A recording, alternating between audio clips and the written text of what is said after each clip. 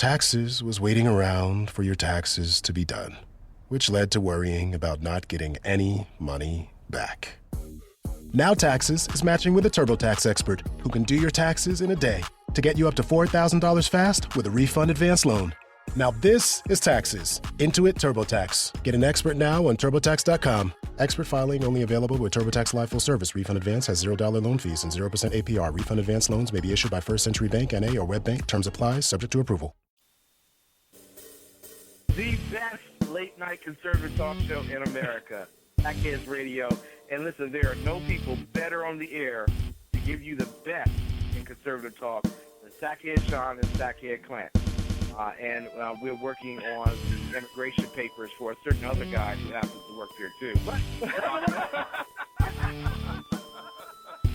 For those who are tuning in around the world to the best in late-night conservative talk, Sackheads Radio. Sack News. Sack News. Radio. Sack News. Sack News. Radio.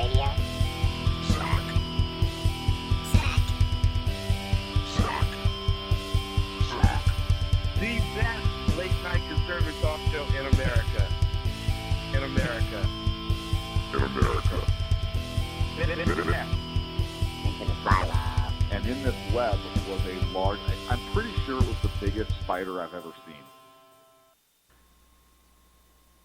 Welcome to the Sackheads Radio Show. Thank you. Live on the SHR Media Network. Thank you so much for joining us this 9th day of March 2015. How are you, my friend? I'm okay. Just okay? That's it? Just a little okay? Or a lot okay? And not lotto like lottery number okay. Yeah, no, I would be lotto okay.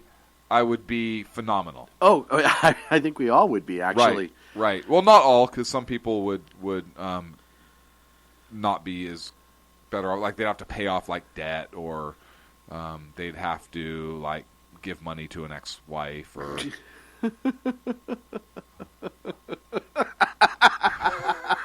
I'm sorry, that got funnier as it moved along in my head. I was waiting for it. I'm like, really? Because that was hilarious. Who are you looking at right now? Like, that was absolutely hilarious. I'm sorry. And as it sunk in... It got funnier. Yeah, because what could go wrong?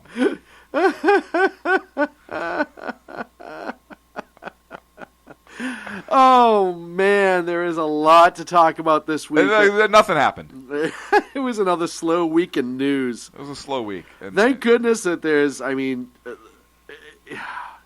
thank goodness it was so slow that we were able to really just kind of take it easy. We were. And speaking of taking it easy, listen, you're about to jump into a topic, and we're 3 minutes into this thing. Wait, I haven't even had a sip of coffee yet.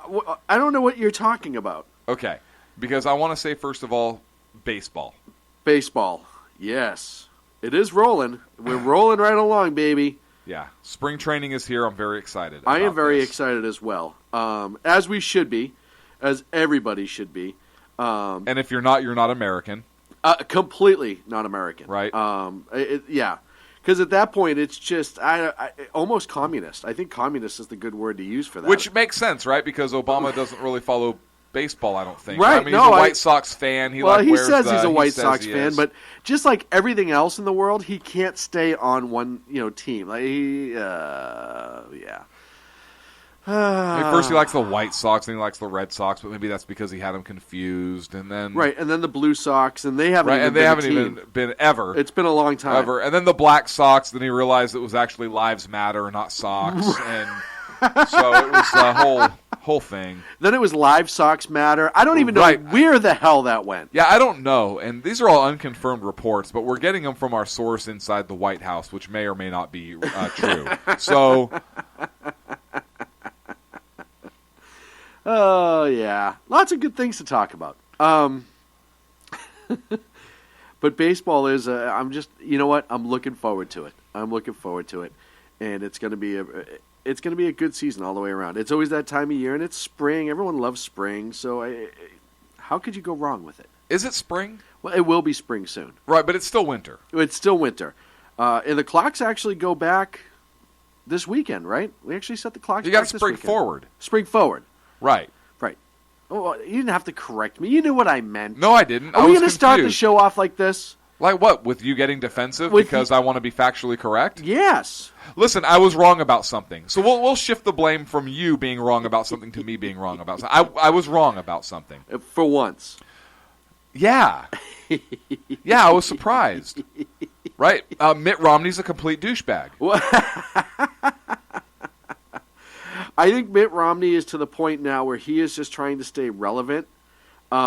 Yeah, because he wants to nominate. Look, He's a almost douchebag. like the actor. Well, let's not get into this yet. Okay. But I just had to say I was wrong, just to shift blame from your misrepresentation of which way to turn the clocks. Because I don't know, maybe you wanted to purposefully mislead our listeners because you wanted them to be later for work or later. You know, for all, you know how I love people to be screwed up for work. I mean, that's just you do. You actually wrote an article about it. We never printed it. such a D-bag move by me. But yeah, listen, people don't understand that you're like a mad scientist. Yes, I am. So it is exactly in your wheelhouse to put that little tidbit in somebody's mind, right? So that when they hear on the news or whatever, they're reminded, oh, set the clocks, that they automatically think we're going to set them back, Right. right? So that you get your little, and I'm exposing you right now, so that you get your little subliminal little hint in there for all of our listeners to be screwed up and really to be like a couple hours off. Mm-hmm. And then you think that's funny, and then you're going to giggle to yourself, right? See, like you're doing right now, because I actually would do something because like you're that. going to wait for the hate mail to come in. Like, I listened to you, and you'd be like, "What? Yeah, I made a mistake. It's not my fault. Don't believe everything you hear on radio, right?" I Right. mean, You know what, though? lesson learned. Exactly. I'm teaching. Don't look at everything you read Or hear. or hear. And why would you look at everything you read? So by definition, Why wouldn't you look at everything and that's you the read? point. Well, you just said don't Well, look at I everything guess unless you read. you read by Braille. Right. And then why do you have to be so cruel to So people? why do you hate blind people? No, why are you like that? No, I'm asking Why do you have to look at everything you read? Because some people can't, Clint. Well, you're the one that said don't look at everything you read, so everybody should be blind? I don't know. Where are you going with this? Why? Oh, don't look at everything you read. Just see darkness. Oh, there you go. Talking about race again. I know your little innuendos, Sean. Your little hidden meanings and everything. Ken, I apologize. Oh, man. Making fun of Ag and Ken all at one, all subliminally. at the same time. Yeah, ridiculous. Ridiculous. I do have to admit, first of all, for those who don't know, a dear friend of ours of SHR Media, and she has been for a long time, Liz Loris is battling cervical cancer. She came out with it last week, and she's doing well. Taxes was waiting around for your taxes to be done, which led to worrying about not getting any money back. Now Taxes is matching with a TurboTax expert who can do your taxes in a day to get you up to $4,000 fast with a refund advance loan.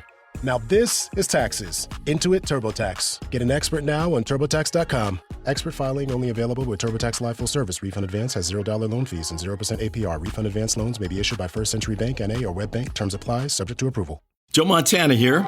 In my football days, I knew the importance of a strong defense. Now I'm sharing how you can help defend your health against pneumococcal pneumonia and invasive pneumococcal disease. Are you 50 or older like me? The CDC now recommends vaccination against pneumococcal disease. Even if you're healthy, your age puts you at increased risk and over 6 times greater risk of hospitalization with pneumococcal pneumonia than adults under 50. Schedule your appointment today at vaxassist.com. Sponsored by Pfizer. really, really not just it's bad. Obviously, it's bad. There's no other way to put it. But Liz, being the fighter that she is, and I said it when she first told me that she's not fighting cancer. Cancer's fighting her, and it's an uphill fight for the cancer, not for her. So, and I wholeheartedly believe that. But Ken had asked me to come on earlier in the show tonight with Liz and the Underground Professor to discuss, Liz's cancer. Well, did you? Well, I know, and I don't know if he actually thought that it would be like all of us quietly talking about it, or what would happen when you have a sackhead on a show. It's going to get loud. Stupid jokes are going to get made. I actually mentioned a Who's Farted hat during the conversation. So that tells you. But it was very, very, very, very touching to hear her battle, and how well she's doing, and how she will continue to fight. And the prognosis is good. And listen, if you know Liz, she's fought her whole life. She's not going to let something like this beat her. I wholeheartedly believe that, and Ken knows that too. So we're really excited. I mentioned on his show, and I wanted to mention it to you today, that first emails for Freedom Fest were sent. I confirmed our spot for this coming July in Las Vegas. Is there enough alcohol this year? I already warned them because it's going to be us, Right. the Underground Professor. Okay. I think Liz might make an appearance. Okay. I'm going to make Danny Butcher show up. Yes. One way or the other. He's Listen, showing up. Dan doesn't know us, but he will show up one way or another. He might not hear us come into the house. He might not know how he got there. Right. But Dan's going to be there. He just might not recognize it until he's actually there. We have skills, Dan, that you could only dream about. So we're pretty excited about Vegas in July. Oh, yeah, what could go wrong? What could go wrong with us That's in Vegas in chapter July? 46 in my book. So we're looking forward to that. And really getting the team back together because last year was so much damn fun. It really is great for us to be able to see our friends and our loved ones who share the airs with us and spend that time together. And maybe we can get a couple more people to show up this time. I think that'll be fun. So the first email was sent off for that. We started again. I don't know if you remember, and everyone who was at our table remember. Do you remember Mim, the young lady who was working the booth right across from us? Yes. The really funny, like really cool. Yes. 21, 22 years old. Yes. Smart. She's actually one of the coordinators now. Awesome. So when I sent the email back, she knew exactly who we were. Shot an email right back. It's going to be awesome. They loved us at Freedom Fest. They did. I'm not going to lie. And we love them. And we did It love them, was so absolutely. mutual. And Breitbart, I'm sorry, we kicked your ass. I mean, we just look. I love Breitbart. That's great, but we kicked your ass. We were Freedom. machines. I apologize. We were. Everybody, yeah, with, we were. everyone with SHR were machines, one way or the other. Yep. And we all worked our tails off that whole time we were there. But we had a lot because of that. We had damn fun We did. because we talked to some great people. We talked to everybody. Everybody. And it was pretty amazing. So I'm looking forward to doing that again. Still working out May, Texas for the GOP convention. We're still working on that. And hopefully we can nail that down too. That'll be a lot of fun. So that's kind of what's going on in-house with the Sackheads.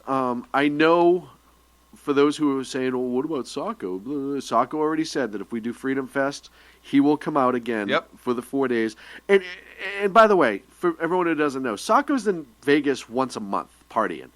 At least. Yeah, so it's not a big trip for him to make. Right. So we'll be fine there. So I'm pretty excited about that. It's actually, now that spring's here, it's right around the corner. I have an announcement. Yes. One of the Sackheads was featured on a local television show. Not local, national. National television show. Yes.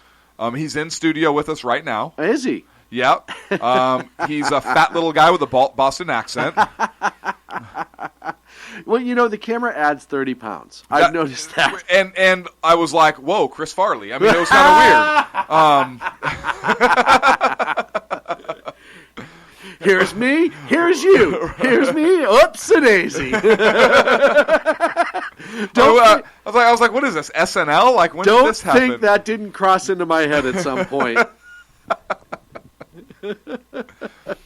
But yeah, so you made a trip down to San Diego. I did. I was on a special assignment. You were on special assignment. I.e., you were still waiting on the front porch for the car to pick you up. Now, here's what happened. Yeah, you said a car was coming. I got on the plane, and I figured you'd be sitting next to me. And when you weren't, then I figured you got out early. Because I know you're an early riser. You like to be ahead of time. Schedule's a big deal. Right. So and I fly. And you fly regularly. Right. So I figured you'd already beat me to it, took the private one down. Whatever. I don't know how you travel sometimes. Yeah, listen, sometimes I can't talk about how I travel, and you know this. So when I got in the studio at 11:30 a.m., The Answer in San Diego, and Andrea Kay was doing her show, and I was doing the show as her guest host, I figured any moment now you were going to walk in. I even asked her, and she knew exactly who I was talking about when she said Clint who. Right. And I was like, oh, right. No, I get it. That's funny. Maybe you're just here for the TV thing. Maybe your schedule got bumped back or whatever. Right. So I spent a few hours by myself, Uh-huh.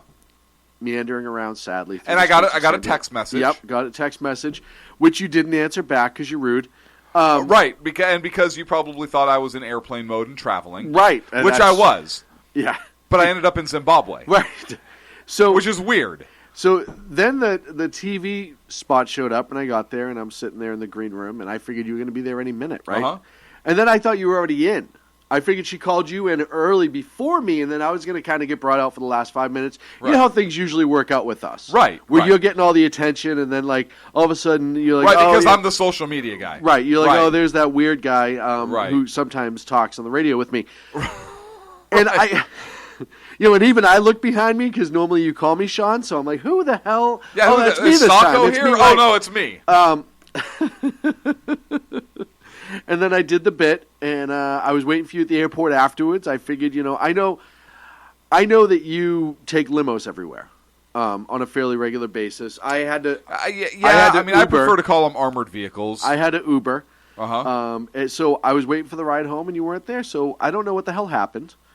But I know I made an appearance on America Trends TV on the U2 network.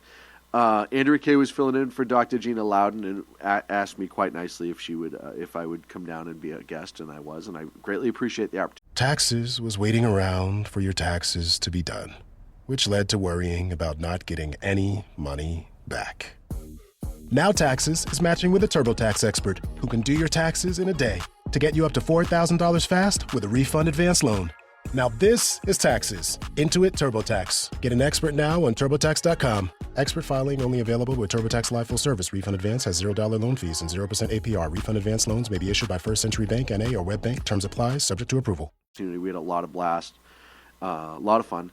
The Vitos from Vito and Vito were on after me, and if you don't listen to Vito and their show can be heard here on SHR, those two guys are awesome, and they crack me up hardcore. So it was a great show, and if you have a chance, check it out. Go to youtubeamerica.com, and I think you can get the link there. So did you pitch the show at all? We talked about it quite a bit. Awesome. And she was like, hey, this is Sackhead Sean Lewis from SHR Media, and let's get into topics. And then she said it again at the end. Oh, I thought you were asking if we were getting into topics right now. But yeah, no, it was pretty cool. It was my first TV experience. I was going to say I'm pretty nervous. So now, did she say SHR or was she Sackheads Radio? Both. Nice. Yeah. Co-host Sackheads Radio and CEO SHR Media. So I was very... I will have to admit, the first minute and a half I was a little nervous. You didn't look nervous. I was. You didn't look it. I was. No, it was. You nailed it. And I mean, it was awesome. It was phenomenal. You did a great job. Thank you very much. The first minute and a half, because I was fine. I didn't have. I was more nervous about the flight down because I don't fly well. Right. Which, by the way, was a great flight down. Southwest. I don't care what anyone says. Southwest always does a great job. Yeah, they do. On the way back, I'll tell you that story in a second, because going down, I felt great. Danny Butcher was sending me every airplane joke in the world as I was about to get on the plane, just because why not rattle me a little bit more, right? I'm going to make my Right. first TV appearance. Right. Screw with me a little bit, right? Right, why Thanks, not? Danny. Flight down was awesome. Get there and do the whole show. And I was more nervous about the flight. So I'm sitting there in the green room, and I know I'm coming up.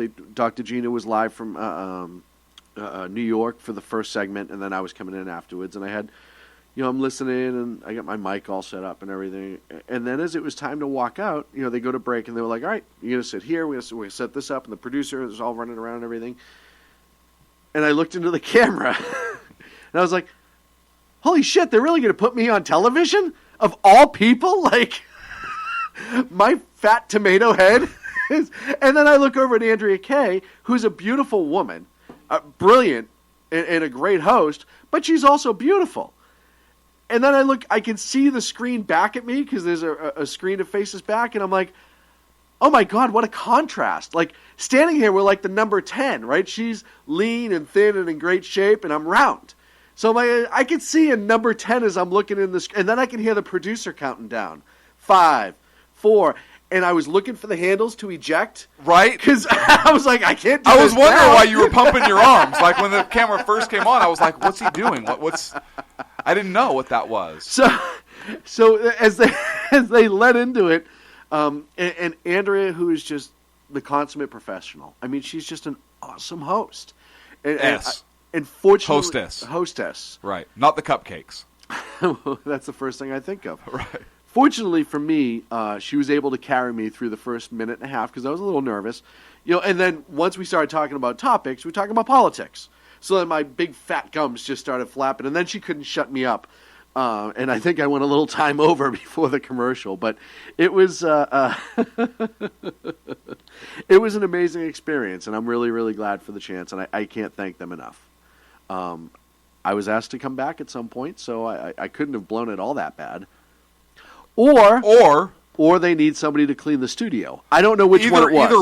Either one, right? That's good. But it was an amazing experience. I had a lot of fun, and I really appreciate it. So thank you. And thank you. I got a ton of love on Facebook and Twitter afterwards with support and kind words. And we don't get a lot of those. At kind the words? Yeah, and support. Yeah. No. Normally, everyone tunes in every week to hear us implode. I think, right? Or we piss them off. Either way, I'm okay. Yeah. So it was. Agador says, knowing where some ejecting handles happens to be, I hope he wasn't reaching for those. Actually, he was. It was awkward. It was awkward for everybody. It looked a little off. Yeah. I was like, at least pull the overhead one, Sean. Yeah. Not the one between your legs. I just can't find it. Which is what you're. Yeah. Eject. Oh, there's a J. I misheard that. Anyhow, let's look at the big board of topics. What do we got coming up first, Clint? So we're going to transition to that, to a sad piece. Nancy Reagan passed away. Goodness. And look, once again, Obama is going to be missing the funeral. Yeah. And now, other presidents have missed other first lady funerals. Mm-hmm. The problem is Obama has historically missed conservative icons' funerals. Right, and not thought twice about a lot of other events that he probably could have missed. Right. And really wouldn't have been any worse for the wear. Right. So, look. Yeah. This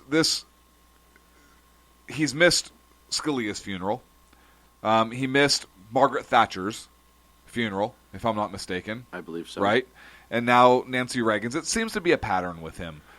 I think that he should be there. Look, Hillary Clinton is planning on attending. Right. And I'm sure she's going to fundraise while she's there, but that's not really the point, is it? Yeah, but she's not going to make much money because it is Nancy Reagan's funeral. But look, that's not that I'm a Hillary fan at all, because I'm not. But at least she's showing some class by attending the funeral of the former First Lady, right? Of a very well respected president. Absolutely. Even if it's for publicity, she's still making the right choice. Yeah, absolutely. I mean, let's look at it strictly political. Yeah, it's still just the right choice to make, as opposed to this bozo who just doesn't care. That's my takeaway from it. He just doesn't care.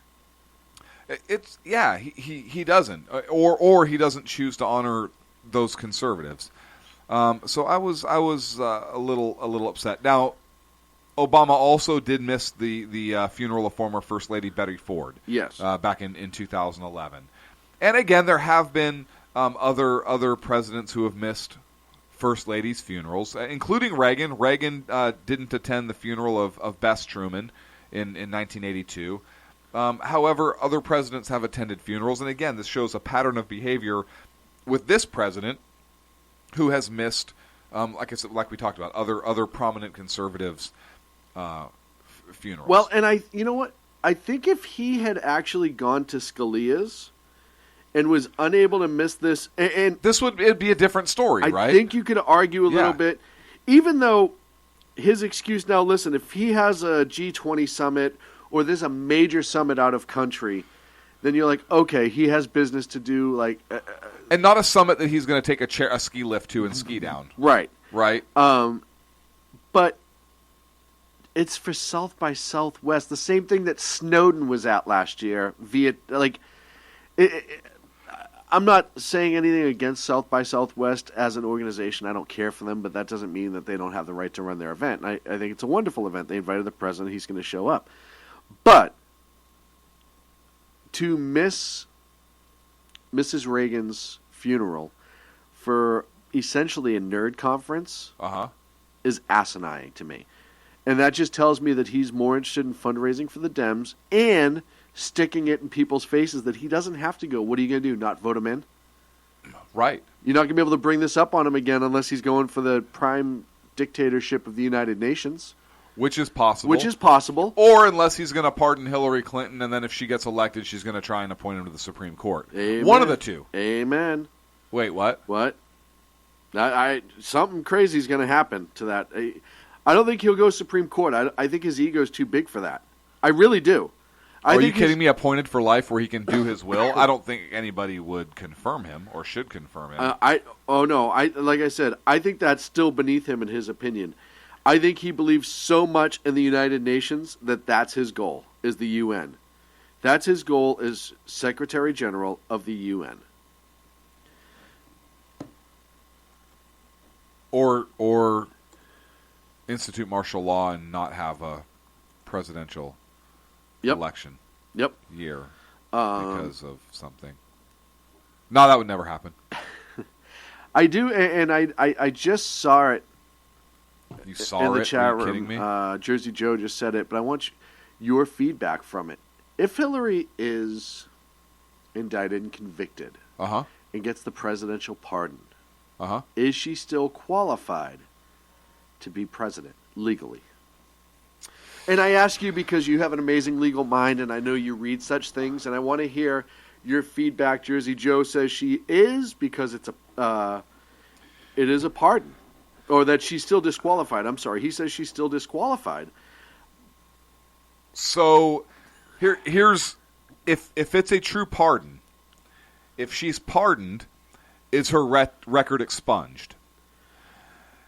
Is she pardoned, which means essentially the crime never happened? Or is she pardoned just in terms of serving her sentence and the conviction stands?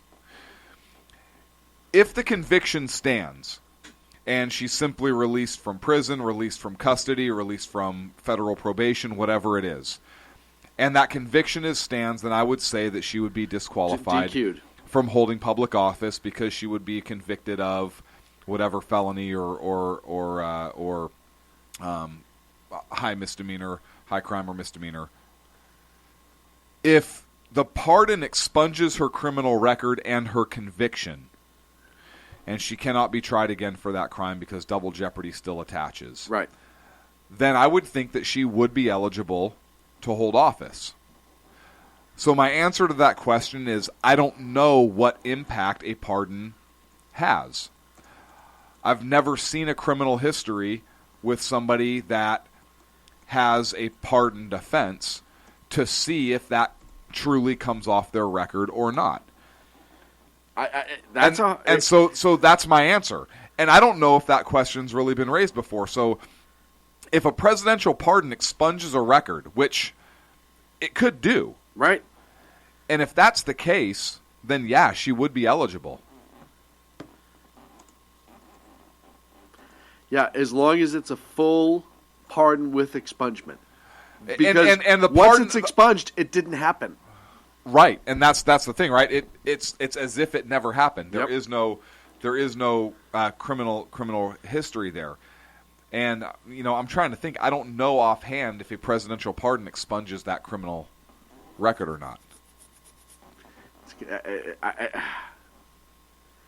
I believe there is levels of pardons, right? You have the pardon you can get out of prison early pardon, but you still did the time and the crime, so to speak. I believe that you can have a complete and utter pardon where everything is pardoned. Like I said, I don't know. It's kind of crazy. It's definitely going to be interesting to find out. So and according to justice.gov, a presidential pardon does not erase or expunge the records of a conviction. So if that's the case, so if she gets convicted, which we're going to talk about later, yes, and is pardoned according to the justice.gov website, the criminal record stands. But the DOJ notifies the federal probation department, and the time no longer has to be served. There's no further penalty for that crime, but the criminal record stands, and that's per the Department of Justice website. What if they only charge her with the misdemeanor? Still, the criminal record stands, right? Right, but the misdemeanor doesn't disqualify you as president. Well, she could be impeached for conviction of high crimes or misdemeanors, right? Right. Now, if that misdemeanor is a conviction of, you're talking about a national security thing. So you're talking about, is she pleased to, like, they lowball it? She pleased to the misdemeanor? Yeah, gets like 30 days probation, picking up trash. We're up against a break. That is so. We're up against a break. But it's America. Anything can happen. When we come back, more from the SHR Media Network Sackheads Radio Show. Enjoy 4 minutes with the Unpleasant Blind Guy right here on the SHR Media Show. I enjoy.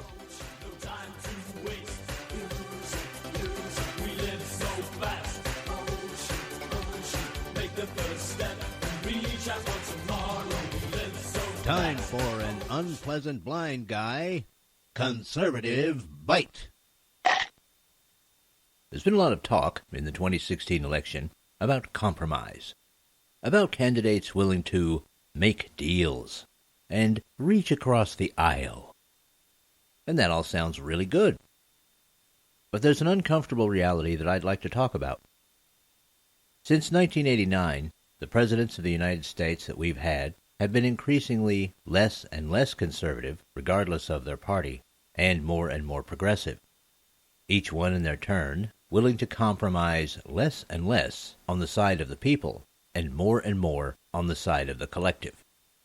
Through the years, though we've had Republican Congresses, since the mid-1990s, more and more of the deal-making and reaching across the aisle has benefited the collective, the power elite, the political class, rather than the civil rights of the people. While occasionally those who represent progressivism are willing to appear to compromise on some issues, it is almost always done in a way that will benefit progressive leadership down the road. For progressives, it is always ever left, and increasingly for those who have called themselves conservative in our leadership, it has been ever left. Want some examples? Since 1989, our freedom of speech has been constantly compromised by political correctness and increased calls for European-style laws against so-called hate speech. Our right to self-defense through personal firearms are being slowly eroded by what progressives call common-sense gun laws. Our right to privacy has been replaced with logged phone calls and flag monitoring of texts and emails, unless you're a certain Secretary of State, of course. And the right to due process under the law is now something that the political class grants to their cronies. Ordinary Americans going about their lawful business need not apply. These examples only scratch the surface when it comes to the personal liberties that we've lost in the name of reaching across the aisle and compromising with the left. It's been said that if, as conservatives and people who defend personal liberty, we are not prepared to compromise, then the left will simply elect their own people who will compromise. The left compromising with the left. There are those in the big party Republican establishment who tell us that this is a good thing because it encourages people to vote for conservatives. But consider, when conservatives do win on this basis and continue the ever steeper arc of compromise to the left, what have the people won? In 2016 and in the future, we have to decide whether our principles are worth fighting for. I can guarantee you that progressives think their principles are worth fighting for. Compromise is a good thing when both parties are willing.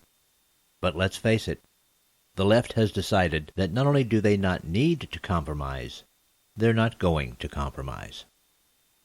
Unless we, as conservatives and as people of other political persuasions who love personal liberty, are prepared to draw a line in the sand and say this far and no farther with our rights under the Constitution, and unless we elect candidates that reflect those views, we will have only two choices: whether our republic and the personal liberties of the people die faster or slower.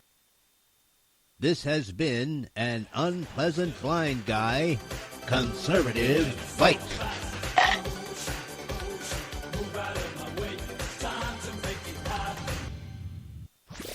Conservative media done right.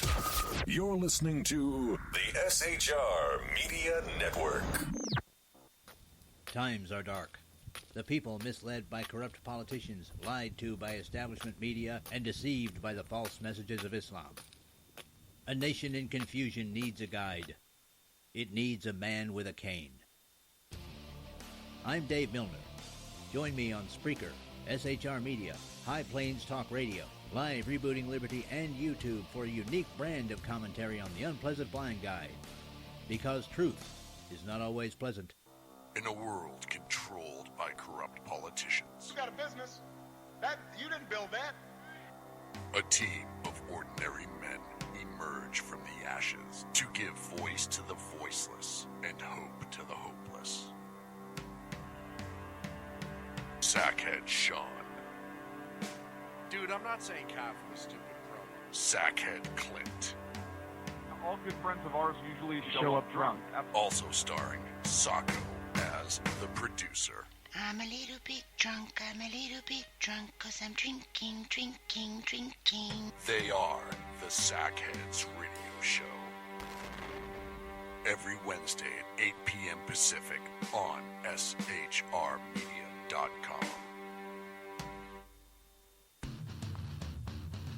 Hey, it's Jersey Joe from Reaver of Common Sense, and we have moved to a new night and time. Every Wednesday night at 8 p.m. Eastern Standard Time on shrmedia.com, you will catch the Reaver of Common Sense uncensored, unfiltered, and only on shrmedia.com.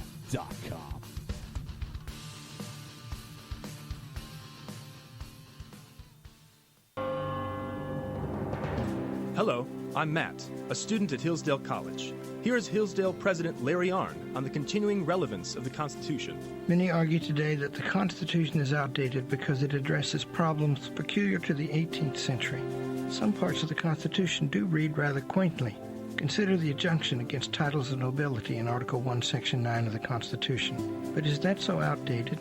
The purpose of the injunction is to prevent the government granting special privileges to some for partisan reasons. This strikes at the heart of the rule of law. The crony capitalism so common today is a place where the government bestows favors and tax dollars on some businesses to give them a leg up over others. This is exactly the kind of thing the Constitution was meant to prohibit. The Constitution is not so outdated after all. This Constitution Minute was brought to you by Hillsdale College. To join the national conversation on the Constitution, go to constitutionminute.com. Conservative media done right. You're listening to the SHR Media Network. Welcome back to the Sackheads Radio Show, live on the SHR Media Network. Hey, if you're not in the chat room, go to shrmedia.com. Click live chat in the middle. If you're not in the live chat, dare I say it, you're a communist. Which is weird because Bernie Sanders, Barack Obama, and Hillary Clinton are not in live chat. I'm just making an observation. Sometimes I wonder if they're the viewers. Did you ever just wonder if maybe, like, when you know how it says, like, just viewer, it doesn't necessarily have... No, that's Joe Biden, because he's waiting to see what we're going to dare him to do next. It's Joe Biden because he can't figure out how to put his name in. Right. He's all, Barack, it's my goddamn password. It says I need a goddamn password. No, he's trying to write on the screen in pen. You said notebook, right? I write in a goddamn notebook. That's what I do. My pen, what is this, a stylus? I don't need a stylus. My hair looks great. Stylus. Oh, man. So Mitt Romney is a douchebag. Yeah, Mitt Romney's trying to... Look, so I was wrong. I thought Mitt Romney would not be this big of a douchebag. Apparently, I gave the man more credit than I should have. He lit Trump up. Well, he tried to. No, he lit him up. I didn't say it was effective. Yeah. But I'm saying he lit him up. Look, he failed how many times? Look, he failed when he went against Obama in 2012. Should have won. He lost that election. Right. He didn't do so well this time around. Right. Gained no traction. And then he comes out and starts railing against Trump. Look, now it looks like that he didn't come out and say, because he was asked specifically, right? So if it's a brokered convention and they offer it to you, will you run? Well, he didn't say absolutely not. Like, I couldn't even get 1% of the vote. He said, well, who am I to say no? Right. Right? Could you imagine if the Republican Party, if let's say Donald Trump, if Donald Trump had a majority of the votes, but he didn't reach enough to become the nominee, and it went to a brokered convention, could you imagine what would happen to the party, what the party would do if they gave it to somebody else? Yeah. Oh, first of all, I would leave the party. Well, I think a lot of people would. I think that honestly would be the demise of the Republican Party. Because I'm not totally against. Look, here's how I'm looking at it. Right, the Republicans would know either if Trump got the nomination and they ran Romney or they ran somebody else, another party guy to split that out. They would knowingly be giving the election to the Democrats, right? To Hillary Clinton or Bernie Sanders. Either somebody I believe to be a criminal or a communist. Right. Right? Which means that they would put their feelings or their desires of holding on to power within the political party ahead of the country. Penny wise, pound foolish. Right? They would be sacrificing the country so that they can maintain power within their own party. That's how jacked they are. That to me is unacceptable. That to me is worse than the Democrats that want to come out and push all their social agendas through or not because they actually believe that's the right thing. Granted, they want power too. Right. But if the Republicans are going to be the ones to implode this country by allowing this to happen, by splitting the vote and everything else, then shame on them. And I want no part of that party. I actually sent you a text message, and I was kind of joking, but I actually thought about it, and I was like, wow, this could actually happen. So I sent a text to Sean. I was like, wow, this election is so screwed up. I go, that it could go to a brokered convention. The Republicans can run somebody else, and Trump could honor his commitment by not running a split ticket with the Republicans. Say, hey, you know what? I'm such a populist that I'm actually just going to switch to a Democrat because Hillary's going to get indicted and Bernie's a communist, and I'll pull that percentage of the Republican votes with me who are moderates anyways and join the party anyways for me, and I'm just going to win in a landslide as a Democrat. I didn't go third party. Right? I didn't go third party, and I didn't split the Republican ticket. Well, and this election is so crazy that I could actually... I could see that. Do I believe that would happen? No, but would I be shocked if that happened? No, I'd be like, yeah, figures. Well, and look at somebody asked me the other day, how jacked up is this election? We were just talking about it. And they were like, I said, this is one of the most jacked up elections I can ever remember. Yes. It is so bad. You have Caitlyn Kardashian, Bruce Jenner, whatever Shim is now. I'm trying to be respectful to all sides. I don't know. Right. Coming out and supporting Cruz, essentially. Saying that, I mean, the guy, whether you disagree or don't, whatever, he's not exactly a big supporter of the LGBT community. Right. And he said to a LGBT magazine, no, I'd support Ted Cruz because I feel like I can have a conversation with him and I have a connection with him. And I feel like if he got into office that maybe I could be an advisor or something to that effect. And I will give Bruce Shim a lot of credit. Uh-huh. Said that overall she believes that Ted Cruz would do more for the country overall than individual little matters. And I was talking to Dan Butcher, thank you, sir. I actually kind of respect that statement that the bigger picture is more important than the little special groups. Right. So I got to give him credit for that, a lot of credit for saying that, because that takes a lot of stones to say to No stones. No, I think they're still there. They're not stones anymore. No, I think the stones are still there. Caitlyn. There's no stones. I don't know. And listen, I don't want to throw stones. Well, you can't. Well, I guess you could throw them because they're not attached anymore. I don't think they're detached yet. We need proof. I think from the waist down, he can still be Bruce the Olympian. I don't know. No, the surgery's complete, right? I don't know. It doesn't matter. Look, shoot a private message on Twitter and ask. But either way, I give him a lot of credit. But it does show you how jacked it is when you have Caitlyn, Bruce, Jenner, Kardashian. And I think that's what it was. I think he's lived so long with the Kardashians that he just wanted to become one of them. Is supporting the evangelical candidate Ted Cruz. Like, that's just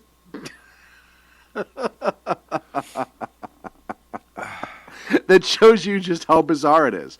And then you have Mitt Romney, who's coming out of the woodwork. And listen, Jersey Joe sent me something the other day, and I don't know if it's big, and I don't know if it's going to be anything or not. But in their declaration with the FEC, the Federal Election Commission, Jersey Joe found that the Romney campaign from 2012 had added some addendums in the last month, since he essentially just before his anti-Trump speech. Now, you can't see what the addendum is yet. It wasn't up there the other day. I don't know if it is anything or not. But just the fact that it was amended, right? Yes. Yep. Shows you that there's activity. There's activity. Why is there activity? You look at the brokered convention. Yep. And I don't know if he's closing out 2012 officially so he can open 2016, or if there was some housekeeping that ironically had to be done. And I know that candidates leave those open for a long time so they can. You have the funding coming in, all these other things that you have to give to the FEC. There's always. I looked at some other ones where they had past history where people a couple years after the fact made. But the timing of it was very, very strange. Mm-hmm. The other thing is that there's a company out of, I think it's in Massachusetts. It's up on the North Shore, Beverly, Massachusetts. I think it was called Red Curve Consulting, which is a political consulting group. Is that how to bend people or curve them towards communism? The red? I don't know, but then they all of a sudden were filing some paperwork, and that wasn't the original consulting firm used by Romney Ryan. So I don't know. I mean, anything is possible. They would have to change Rule 40, as Jersey Joe in the chat room, which if you're not in the chat room, you're missing all this, would point out. But would it shock you if they changed Rule number 40? Would any part of that at this point shock you? And whether you like or dislike Donald Trump, we should not be changing the rules of the party prior to the convention to meet the needs of the GOP. They should be listening to the voters. Yes, absolutely. And look, here's something about Trump. And we haven't endorsed anybody. No. We've talked positives, negatives about a lot of different candidates. We have not come out and officially endorsed anybody. Here's something. I actually saw Trump speak over the last couple days, and he was saying some things that I was kind of like, okay. I mean, look, he's a smart guy. We've said it before. I think he'd be good economically. Right. I have some concerns about him. But here's the deal. I am so angry with how the Republican Party is treating him. Could you imagine, first of all, here's one concern I have. If Trump gets the nomination and wins. Yep. And the Republican Party did everything to try and screw him. Yep. And they maintain power in Congress. Do you think he's going to want to play nice? No, ever. I mean, that's just human nature, right? I mean, with some of the Republicans, he might. But do you think he would want to play nice with the party if the party said, hey, you know what, we'd really like to see this? No. But Donald Trump, I think, is the kind of guy also that, look, if you play nice with him, he'll play nice with you, maybe. I mean, certainly if you go after him, all bets are off, and rightfully so. Right. As we've seen. But if the party came to him and said, hey, you know what, you signed a pledge that you're not going to run third party and you're going to support whoever the candidate is, we also have that pledge with you. Yeah. If you are our candidate, we will support you 100%. We'll give you everything you need. We want you to be successful. We want to help you select a cabinet to help with in areas where maybe you're not as strong. Business, hey, absolutely, other areas. And we want to work with you. We may not agree on everything, but we want to work with you and work within what we have as the party. You're bringing new people in and embrace him and use him as a partner, even though they may not agree with his vision for where the party should be headed. But at least they know, hey, this is our candidate. This is who the Republicans voted for. This is who it is, and this is who we're going to support. And make him a partner, or at least be a partner with him. You would probably accomplish more. Well, and here's the thing, and I'm answering this in the chat room right now. Where am I wrong? Somebody said, I don't think you're wrong at all. Somebody said, well, he doesn't give a damn what they think. But the problem is should he be in the White House come January, you need him to be on your side as much as you need to be on his side. Right. And look, he made some great statements the other day at his speech where he said, listen, I want to be a unifier. I want to bring everybody together. I can work with this person, and I can work with this person. He really kind of almost extended that olive branch. Right. And the Republican Party is basically telling him to go screw himself. Sand. Yep. And look, that's the party's bad. Yes. It's a horrible. The party is wrong, 110% on this. If he is running as a Republican, and you may not like him, or Kasich, or whoever else, but if that's who gets a majority of the votes, if that's who gets the delegates, and that's your nominee, look, I wasn't excited about Mitt Romney. There were a lot of people that weren't excited about Mitt Romney. No, none of us were, really. Right? But if that's your nominee... And we also pointed out, one of the things that you saw with Romney that you're not seeing right now, there was a lot of people who were conservatives, Tea Party. Remember, I want to remind everyone, the GOP did everything they could to kill the Tea Party. Yes, they did. And to this day, yes, they were up there. That's why Cruz is persona non grata. Right. Even the Tea Party eventually found good things to say about Mitt Romney. Right. And Ryan. Because at that point you had to. Because Ryan was there. Right. Now we both know the Dems are pretty much locked up who their candidates are. You are looking at the president and vice presidential candidate on stage talking right now, barring Hillary going to jail. You're looking at them. I see what you did there. Bars, jail. Yeah. They're done. They're just trying to figure out who's going to be number one and number two. We both know who number two is, socialism. But if the Republicans don't get their act together and get their heads out of their asses, you could be looking at the first socialist vice president, openly socialist.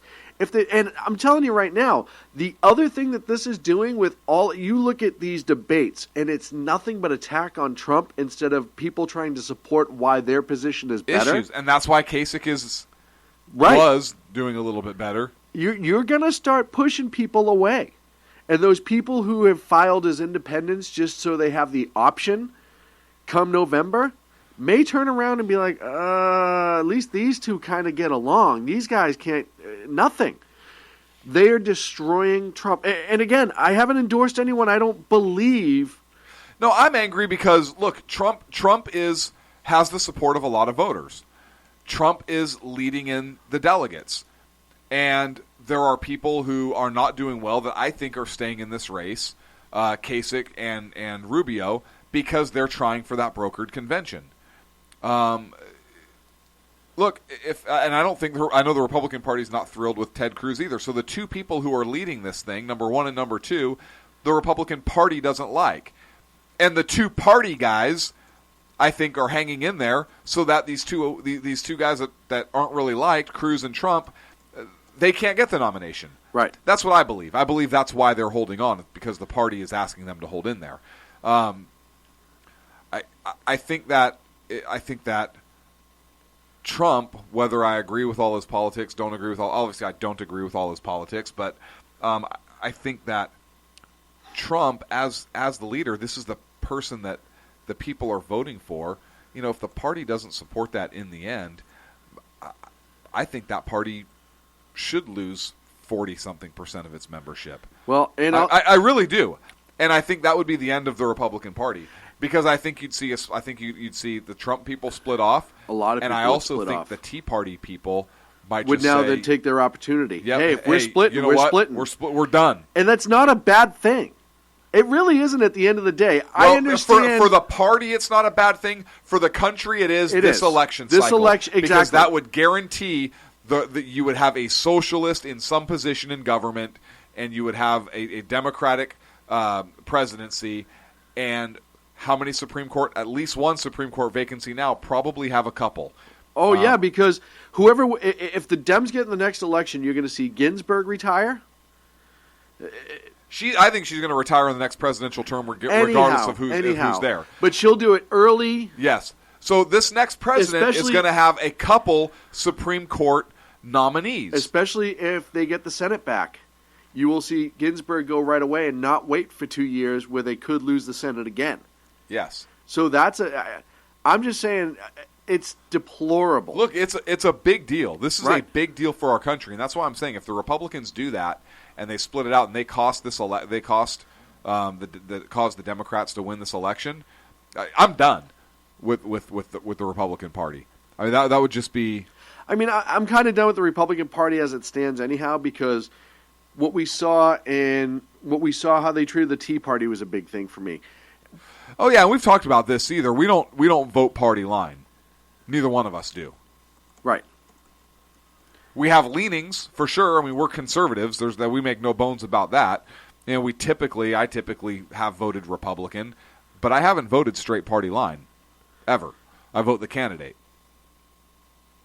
I do as well, and that's the way it should be voted. Now, again, if my candidate is not the one who is elected, or chosen to be the lead nominee. candidate, the nominee, then I will, unless it's really horrible, I will back the party as long as that candidate meets a majority of my beliefs. Right.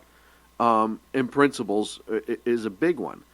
However, even if it's not my candidate, I don't believe that you should be axing down and totally destroying the person who's leading because the party can't control him.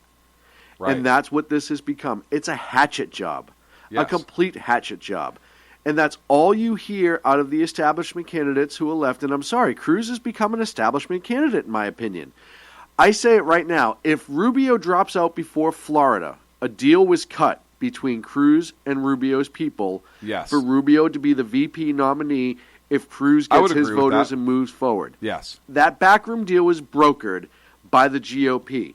But if you go to a brokered convention, which is totally possible. I mean, I don't care. This is totally possible with them right now. Trump had some big wins yesterday. Trump had some big wins yesterday, and I don't know that. And there's more coming up this week. Yeah, and I think he can get the delegates. Right.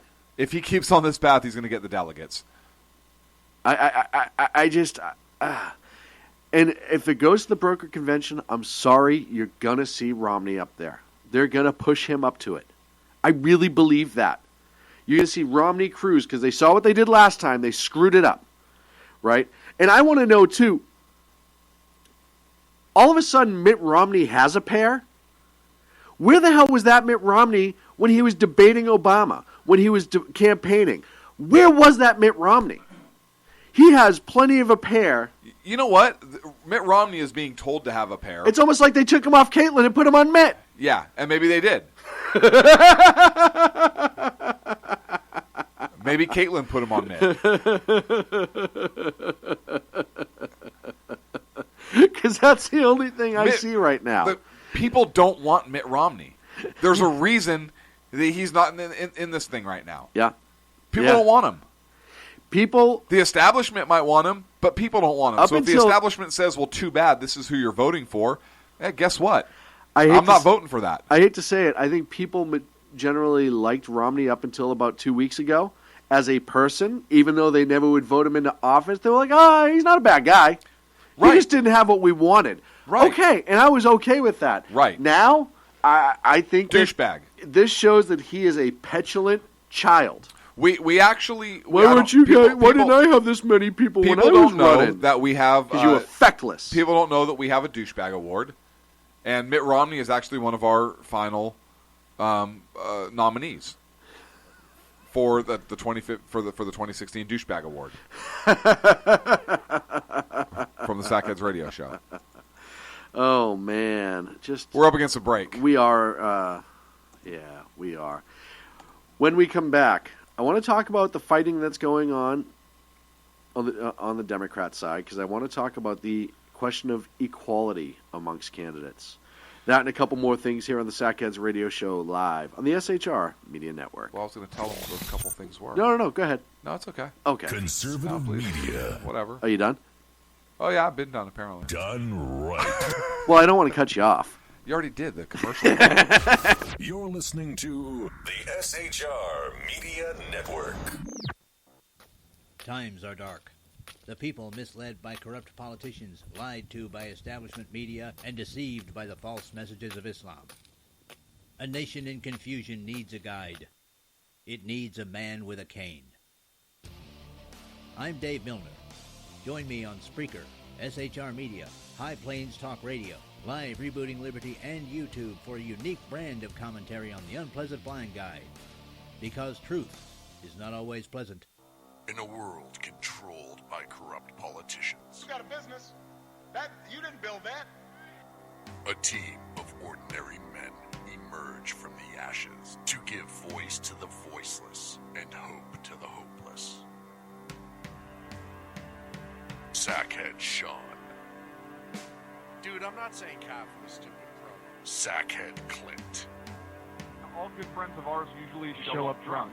also starring Sacco as the producer. I'm a little bit drunk, cause I'm drinking. They are the Sackheads Radio Show. Every Wednesday at 8 p.m. Pacific on shrmedia.com.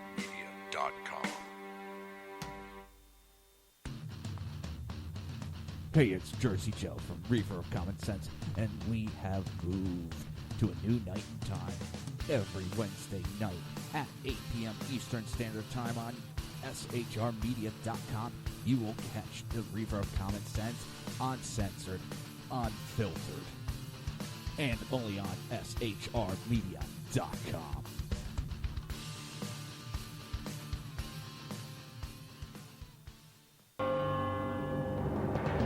Hello, I'm Matt, a student at Hillsdale College. Here's Hillsdale President Larry Arnn on the continuing relevance of the Constitution. Many argue today that the Constitution is outdated because it addresses problems peculiar to the 18th century. Some parts of the Constitution do read rather quaintly. Consider the injunction against titles of nobility in Article 1, Section 9 of the Constitution. But is that so outdated? The purpose of the injunction is to prevent the government granting special privileges to some for partisan reasons. This strikes at the heart of the rule of law. The crony capitalism so common today is a place where the government bestows favors and tax dollars on some businesses to give them a leg up over others. This is exactly the kind of thing the Constitution was meant to prohibit. The Constitution is not so outdated after all.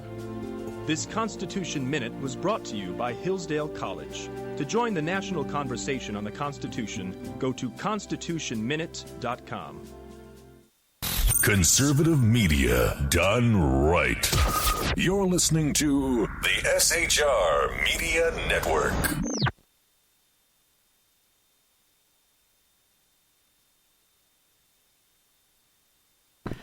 So anyways, that's how the llama came over the fence. It was just amazing. I couldn't even... Mute button, kids. I Mute didn't button. even... Wait a second. You mean they missed that story? Yeah, that's all right, though. We'll move on. Are you kidding me? That was like a great story. That's one of the better stories that I've had in a while. I'm getting a whole bunch of information. It's just this look of judgment from it. I'm getting a lot of information from our listeners, and I appreciate chat room and outside chat room. Apparently, Bruce still has it. He still has the How junk, do they know? The junk in the trunk, so to speak. How do they know? Junk under the trunk? I don't know what you'd call that. I'm not sticking that junk. He's still anywhere got the near twig my and berries. trunk. He's I'm still not got the twig and sticking berries. that junk anywhere near my trunk. You guys are dirty. Doesn't matter. Oh man. So I guess we'll just go on with what we were talking about outside, because this was actually a really good conversation to have. We were talking about before the break the GOP's treatment of Trump, and I think we have this weird expectation now, and I call this the Obama effect. Obama effect. We got so hosed by this president, even the second time. And I know people that voted for him the second time who voted for him holding their nose, but they voted the D because they're a D, and they just like the D. Some people really like the D. Some people really enjoy it, and that's just the way it is. Yeah, I'm not one of those. So, but I call it the Obama effect. We want to now know what this person is going to act like as president before they get elected. And not like it was where it was just vetting. Like, people now want to see into the future, and that's not how this works. Yeah, I can't do it. You have to vet these candidates appropriately. Now, and I told you, I'm still not 100% on board with everything that Trump's saying. I still have questions about his history. I know he spoke at the GOP in '88. I know he's been a Republican for a long time. But I just have questions about his history. And I'm not saying that it's a deal breaker or not a deal breaker. I'm just not fully convinced yet. But I'll tell you what. Well, look, he doesn't have a voting record we can look back on, right? Exactly. And the record we have to look back on is his giving money to a lot of different people. Right. That being said, as a businessman, I can understand that you want to give money to a lot of different people. I can see that. I can see it. Right, wrong, or indifferent, I can see it. You know, he's made statements in the past. Look, there are some things to certainly question, no doubt. But I just think that we are, I don't know if it's part of this current YouTube, Facebook, Twitter society where all the information we want is Googled and right in front of your face right away. It's or not Binged going or to Yahoo'd. happen. Yeah, whatever. If you would like to double-click your mouse in Yahoo, I don't know. But, we just have to deal with these candidates. And the other thing that we have to do is force candidates to stop yelling vitriol at each other and start talking about why they're better than the other candidate and not just insulting and moving on. And that's really what this election has become, is an insult fest. The GOP kind of looks like circus clowns right now, in my opinion. I do believe, in a lot of ways, that deals are being cut with Cruz behind the scenes, and I really think so. I saw it as soon as Mitt came out. I think a deal was cut, and that says to me that if Cruz is elected, he will owe the establishment. And they will come calling on it, or it'll come out that he cut a deal with them and went against everything that he's railed on for the last couple of years. The enemy of the enemy is my friend. I don't think that the establishment is dealing with Cruz that much right now. If so, I don't think they'd be talking to Romney. I think Romney's the standby. I don't believe the establishment wants Trump or Cruz, and that's why they're having. Okay, look, I think if the establishment was going to back Cruz or wanted Cruz, I think that they would have Kasich and Rubio drop out. I think that they would press them hard to get out instead of allowing them. And I don't know that they are. I honestly believe that they're allowing them to stay in because they're pulling votes from each other, and that's their best chance at a brokered convention. Because if Rubio and Kasich pull out now and those votes all go to Cruz, and Cruz overtakes Trump and gets the nomination, I don't think they'd be happy with that either. So I think the establishment wants Rubio and Kasich to stay in, which is why they're staying in, to pull because I think those two are pulling more votes from Cruz than they are from Trump. Mm-hmm. And I think that's by design to help get them to a brokered convention.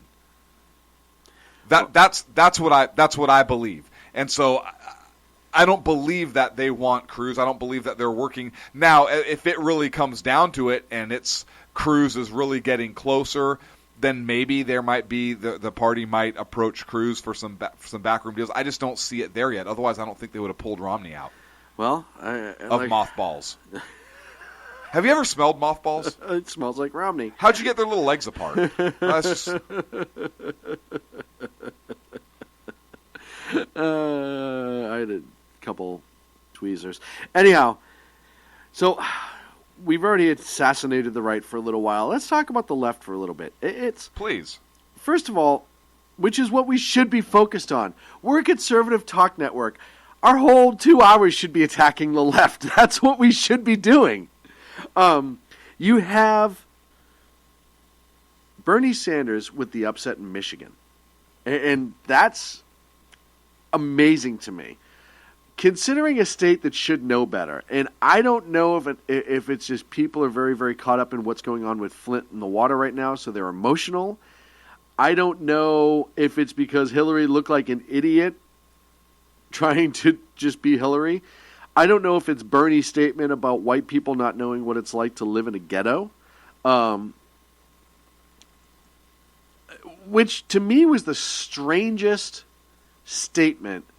And listen, we've talked about this before. We know what it is. He will say anything he can say to get so-called impoverished people to vote for him. That's just who Bernie is. You look about his anti-cop statements and his anti-cop position, how he's blaming law enforcement, and it's just like they're just running around randomly killing black people. You have him up in Detroit, in Michigan, which has a very, very large African-American and minority population in the greater Detroit area, and he's pandering to them, right? Hillary tried, but she's so damn fake that it backfired grossly on her. I mean, if you look, it's really, really hard when you're a former first lady, you've lived in the White House, you were a senator, you were Secretary of State, you were the first lady of Arkansas, you live in this huge home, you get paid $500,000 for a speaking engagement to come out and say, I'm there for the black man, and I understand his fight. But Bernie, socialism, owns one pair of underwear. And it's made of hemp. It's made of hemp, et cetera, et cetera. People relate to that whether you want them to or not, especially when he's pandering. And he pandered something fierce. And it benefited him. So he upset Michigan. Now, it upset... Did that really help him too much? No. You have Hillary at, 1223 for delegates. Mm-hmm. Bernie's at 574. Uncommitted is 166, which is that's kind of amazing to me that you had 166 who were like, we don't want either. Or we won't decide that we want either yet. And 2383 is needed for the nomination. But during their last debate, there was a strange back and forth. They were talking about fracking. And I believe it was fracking. And then this happened. I voted to save the auto industry.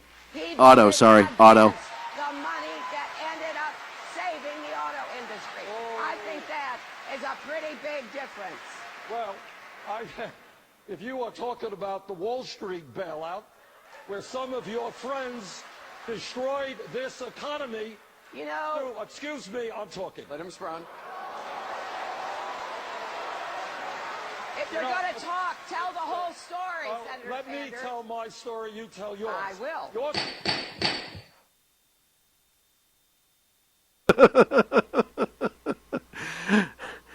You know, it's weird to me when two old white men are fighting on stage like that. Now, in Detroit, when was the last time that happened? Right.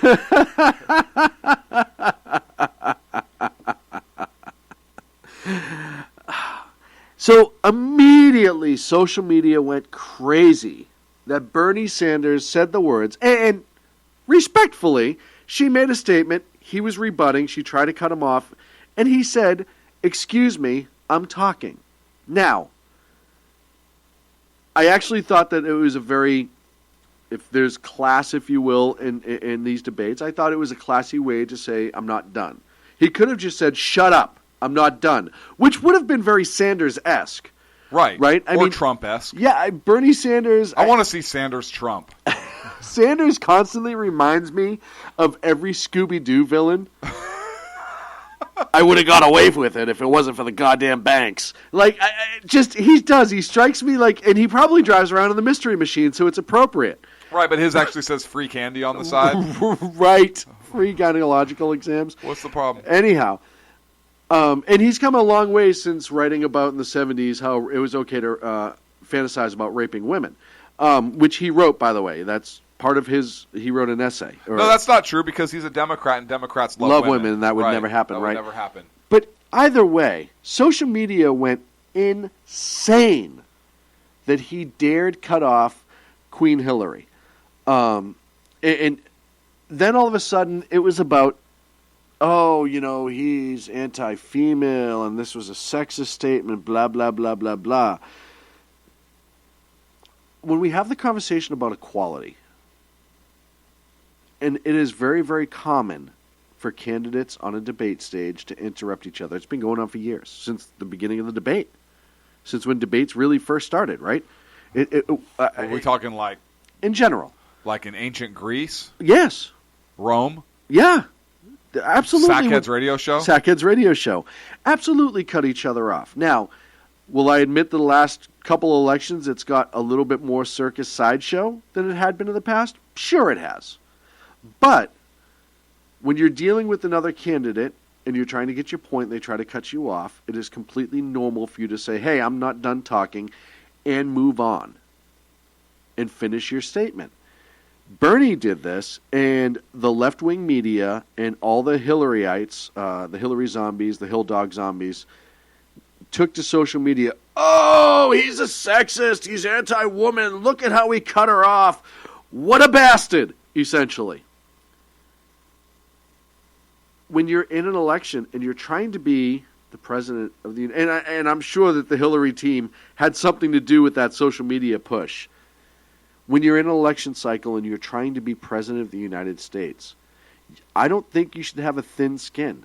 And you know what? If I was Hillary, if she was any sort of a true person, and I know she's not, so I know this is just an empty statement at this point, but if she came out afterwards and was like, hey, yeah, he cut me off, we were in a debate, don't worry about it, it's not a big deal. I would have said, oh, good for her. Bravo. But she hasn't. She's let this vitriol just fester. And now it's become a politically correct thing. Once again, destroying our country and destroying some politics. Even more. If you're running for president and you demand equality and you get cut off by another candidate just as equally as if you were a man, I would say that's dream realized.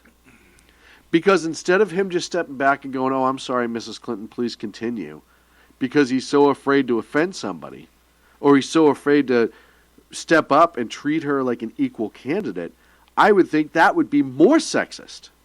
Or if he's like, oh, I didn't want to interrupt you because you're a woman and that's rude. That would be a sexist statement. But to push back and say, hey, I'm not done, just like he would with any other male candidate, which he had done in the past, and he did so respectfully. He said, excuse me, I'm not done yet. Which for Bernie, I mean, that's a lot of normal words in one sentence for him, which I give him kudos for. He was able to pull that back together. I can't believe people are making such a big deal out of this. Well, the ones that are the Hillary supporters, right? Exactly. The ones that don't want her to look bad. It's just bizarre to me. And then they had the whole fracking statement. And when I talk about, and it's funny because somebody said to me a couple weeks ago, wow, you give Bernie Sanders a lot of credit. And I said, I do, because I give Bernie Sanders credit for being who he is. Yeah, look, Bert, you know exactly where you stand with Bernie. I think I watched Bernie on the when Brett Baer on Fox News they had the town hall, and look, I fundamentally disagree with Bernie Sanders on almost every single issue. But when the man speaks, he's articulate, he's clear, he believes in what he's saying as far as he believes that his vision is what's best for the country. He believes his own lie. Or the lie that is socialism. Yeah, look, I don't think he believes it in terms of a lie. I believe that he thinks that's the best way for the country. I believe it's unconstitutional. I fundamentally disagree with him.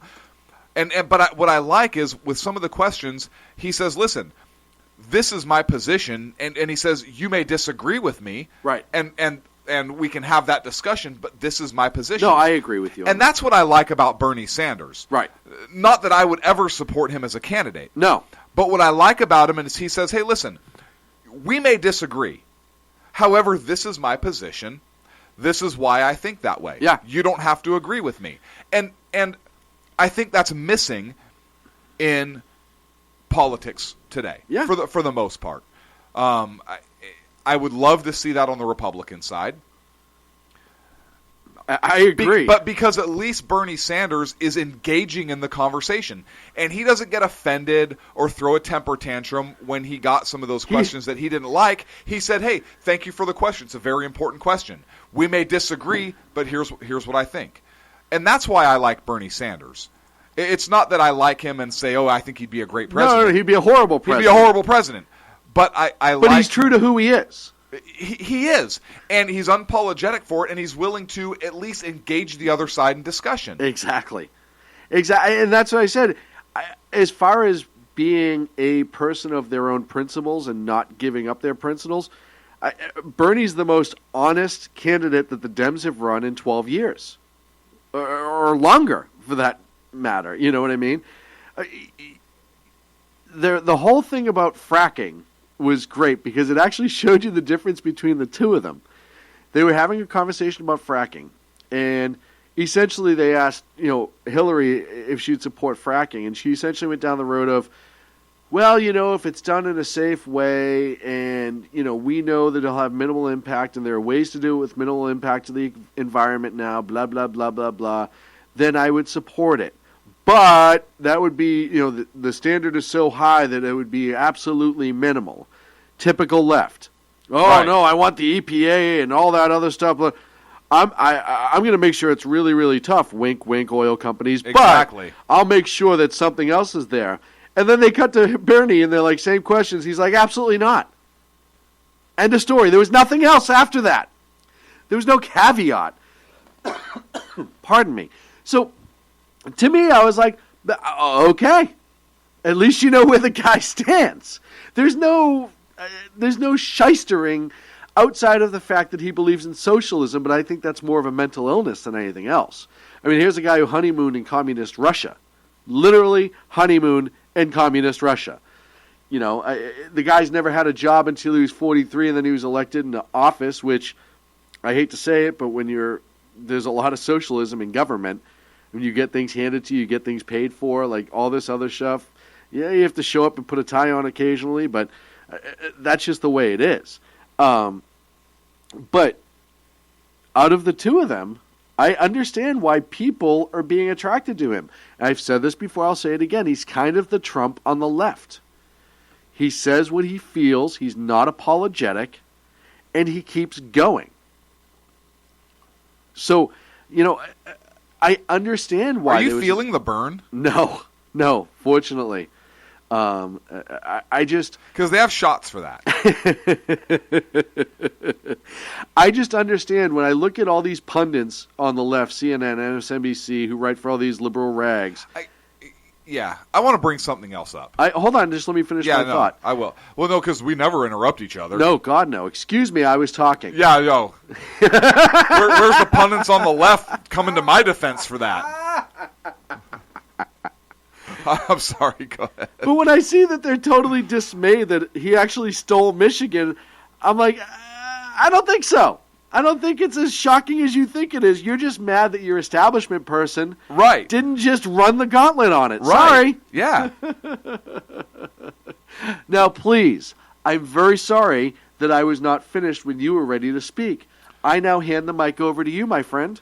Yeah, no, I appreciate that. And listen, we're all about socialism and redistribution of airtime time here. and airtime. Yeah. So you were talking a little too much, and I'm going to take some of that time and give it to myself so that it's fair and equitable for everybody.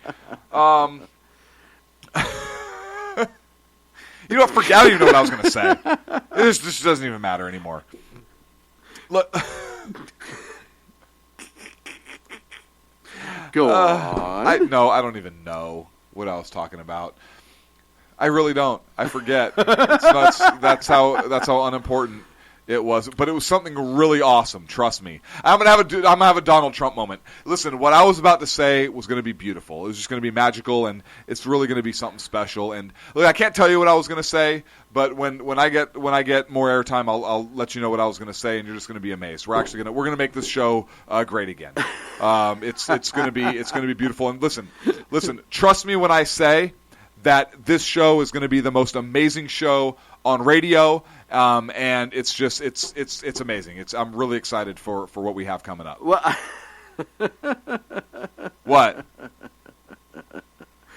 Yeah, well, right? Hey, Clint, specifically, how are we going to grow SHR this year and the Sackheads Radio Show? Listen, Sean, we have great things planned. We have really big things coming. It's going to be tremendous, and all I can say is it's beautiful. I love you. You're a great person. You're beautiful. I love Bernie. I'm sure, nice man. And I'm really excited for what we have coming up. We're going to make SHR great and Sackheads Radio great. And I'm really excited. I love this moment. I love this coming through moment. And I think it's going to be absolutely special. I really do. Hey, I know we have a couple minutes left. Wait, I didn't answer the question. Oh. No, go ahead. Judge Andrew Napolitano had a show on Fox. Wait, Judge what? Andrew Napolitano. It's not an ice cream flavor, Sean. Neapolitan. It's my favorite, too. I love all three flavors together. Because unlike you, I'm not racist. I think everybody can live together in harmony. Really? Why would you turn ice cream into a race issue? But really, if you think about it, Neapolitan is like America, right? You have white, you have the brown, and then you have and then you've got red or pink, the red man. Like me, the red man. The red man, right? So you've got pink, the red man, you've got white, like Sean and those who rule the world, and then you have the brown, like the Hispanics and the folks like Ken. So it's beautiful all together in one ice cream flavor, all wonderful and beautiful. So why is it Neapolitan is segregated?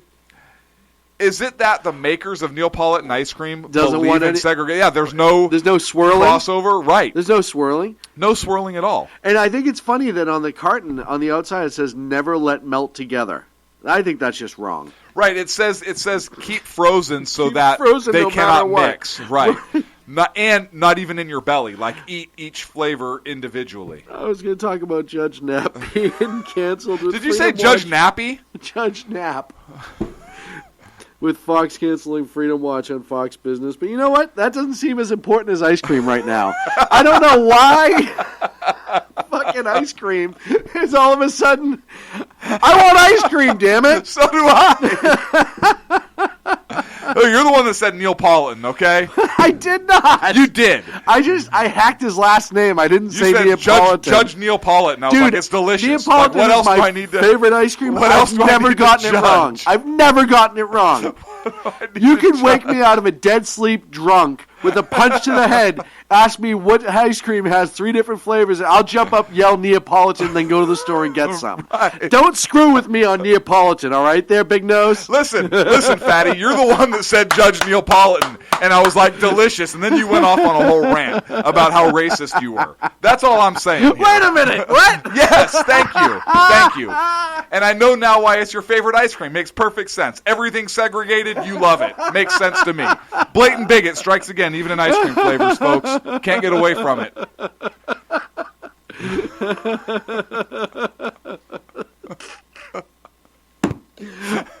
How does it happen? How does what happen? That was brilliant. What are you talking about? How does this happen, though? Every couple of segments, this happens where I don't know how we go off on these tirades that have nothing to do with what we were about to talk about. It makes perfect sense. It does? Yes. On what damn planet? You were talking about Judge Napolitano. Yes. But you screwed it up and said Judge Neapolitan, which we judged as delicious, which then seriously segued into an ice cream discussion and the fact that you're a racist based upon the composition of the ice cream. What don't you understand, Sean? Oh, man. It kills me. We do this every once in a while. We're and it up makes me against a laugh. break. Already? Yes. All right. Well, when we come back, we're going to talk about sandwiches. We're talking about sandwiches?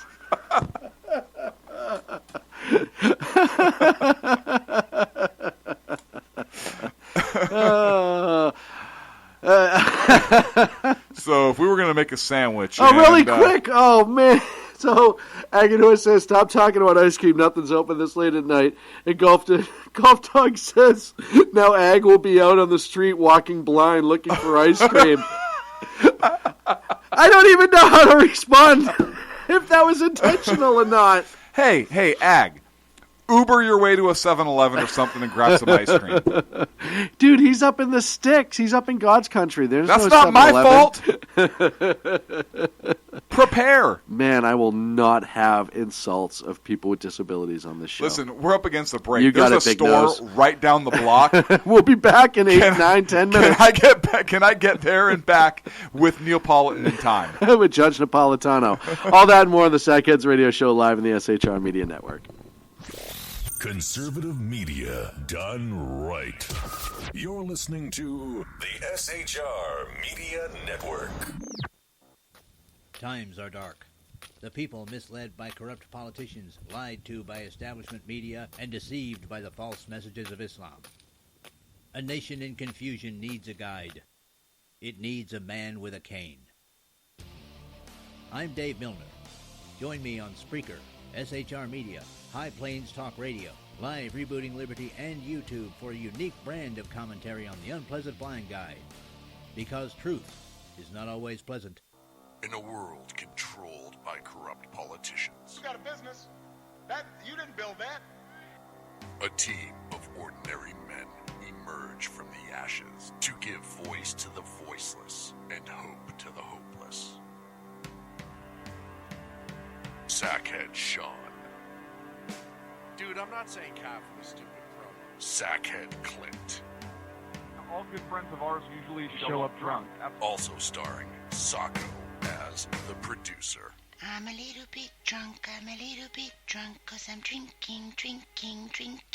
They are the Sackheads Radio Show. Every Wednesday at 8 p.m. Pacific on shrmedia.com.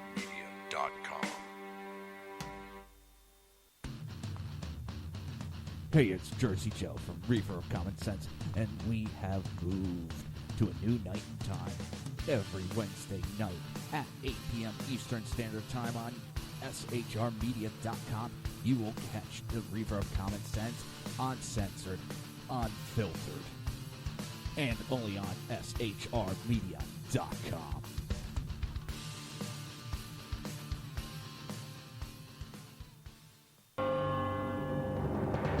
Hello, I'm Matt, a student at Hillsdale College. Here is Hillsdale President Larry Arnn on the continuing relevance of the Constitution. Many argue today that the Constitution is outdated because it addresses problems peculiar to the 18th century.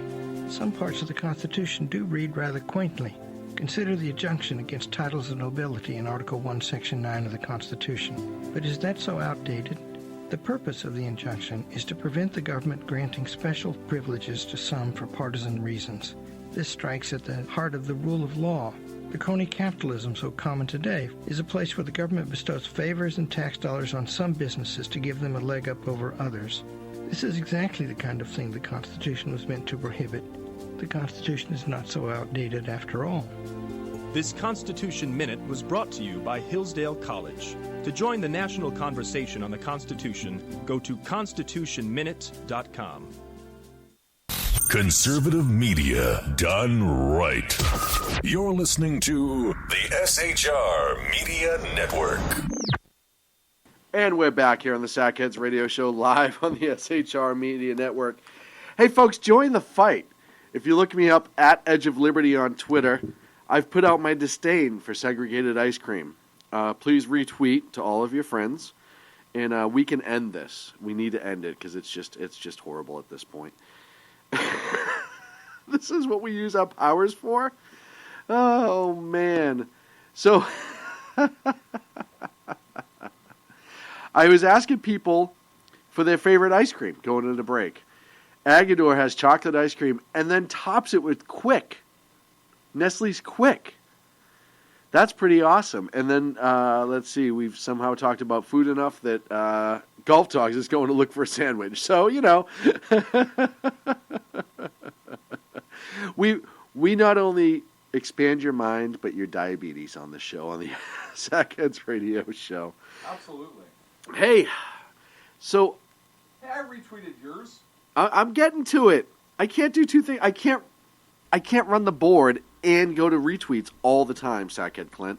Yes, you can. By the way, if you want to follow Sackhead Clint, it's at Sackhead Clint on Twitter. If you could help him out, because he only has like 63. I tweet so infrequently. It's sad. It is sad. I think if you look at my tweet history, it's like once in the last...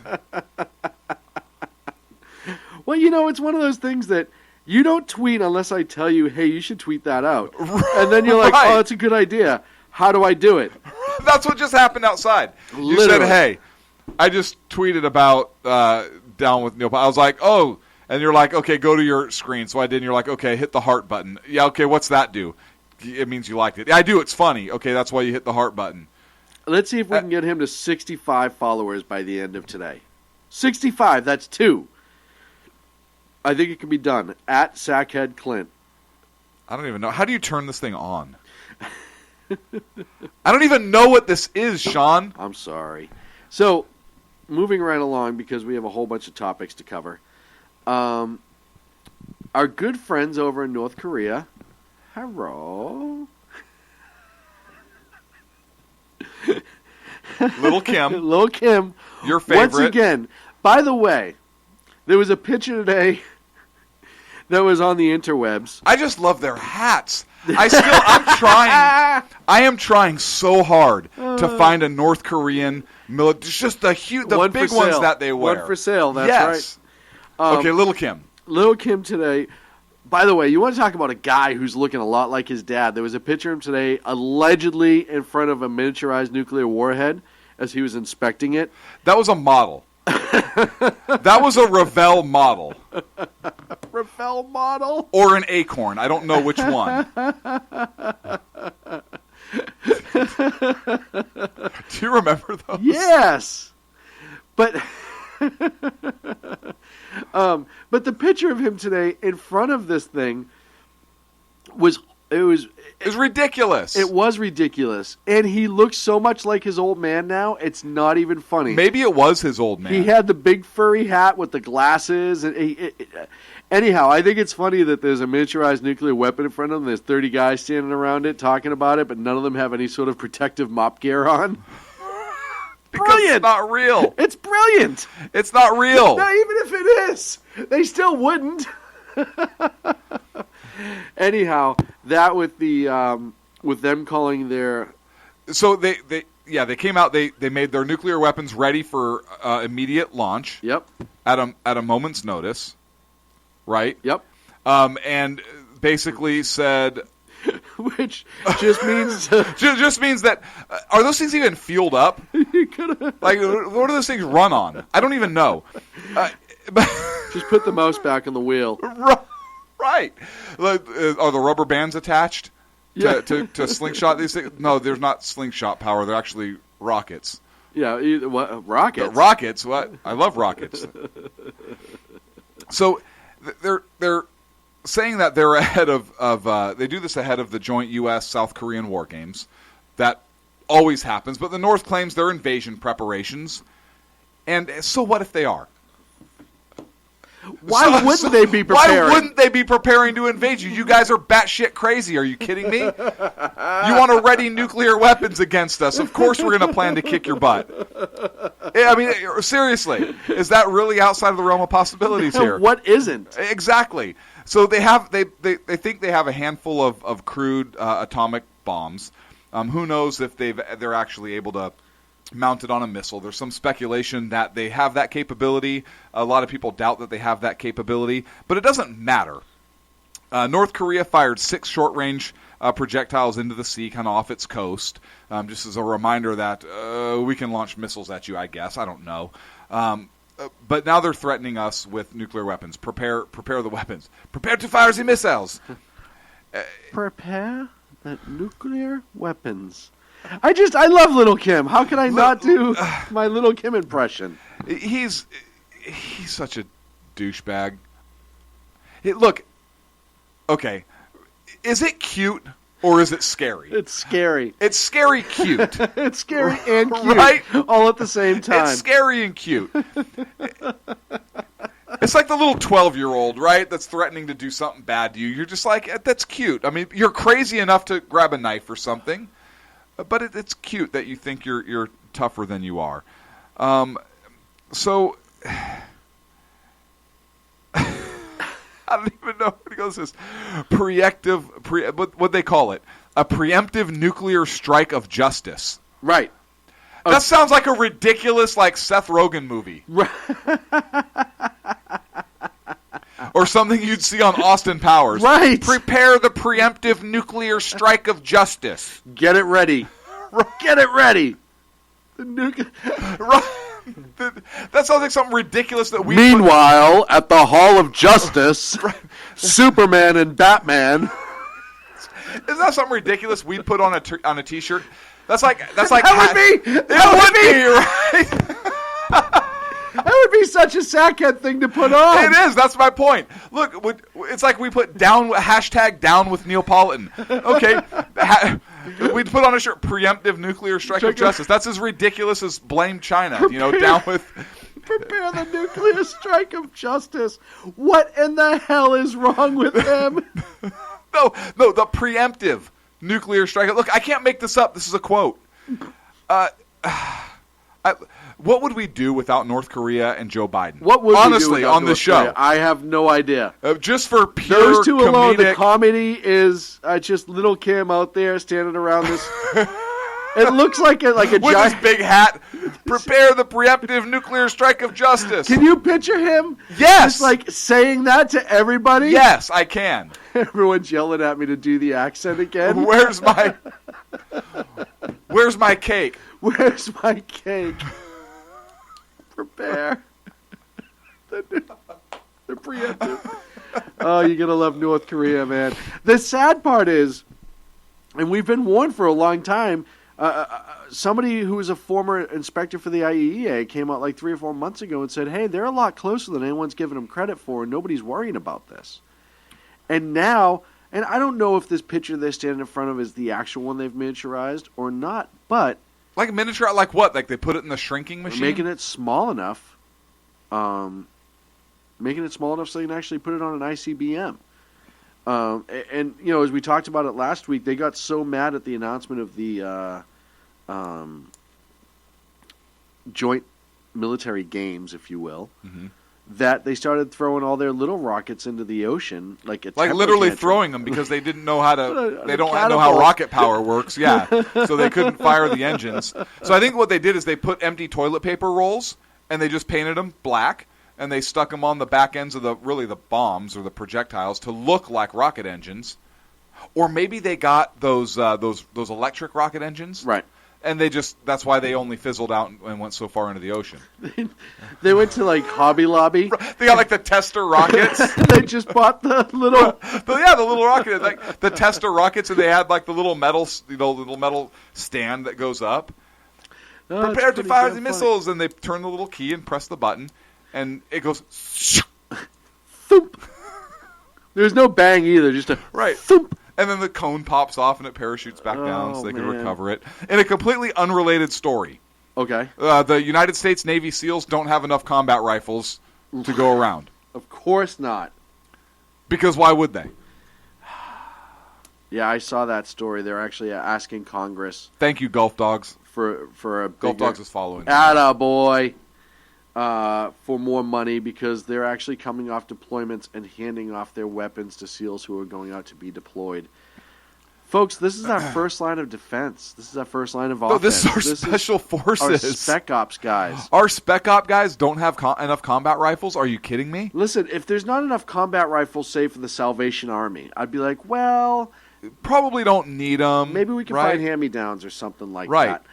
But when you don't have enough combat rifles for your special forces. Yeah.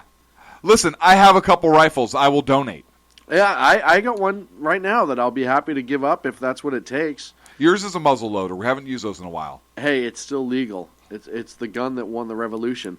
There was the gun that won the West, the repeating rifle. It's the gun that won the revolution. Hey. Yeah. When do you think, at some point, we might take money from, say, unnecessary federal programs like the EPA, or Department of Education, or something like that, or the executive branch, and redistribute it to the military that needs it? And I know there are a lot of people out there. Oh, the military, that's most of our budget. There's a reason it's most of our budget. So I have an idea. Okay. Now, you know how I've heard that if you write a note in the memo portion of your check, and somebody cashes that check, hear me out, that is a contract, correct? That by them cashing that check, they're agreeing to those terms. Just like when you write in their principal only or something of that nature, that's binding. Right. So if you write on the check you send to the government for, say, taxes, Navy, and SEAL. you write rifles for Navy SEALs, and the government cashes that check,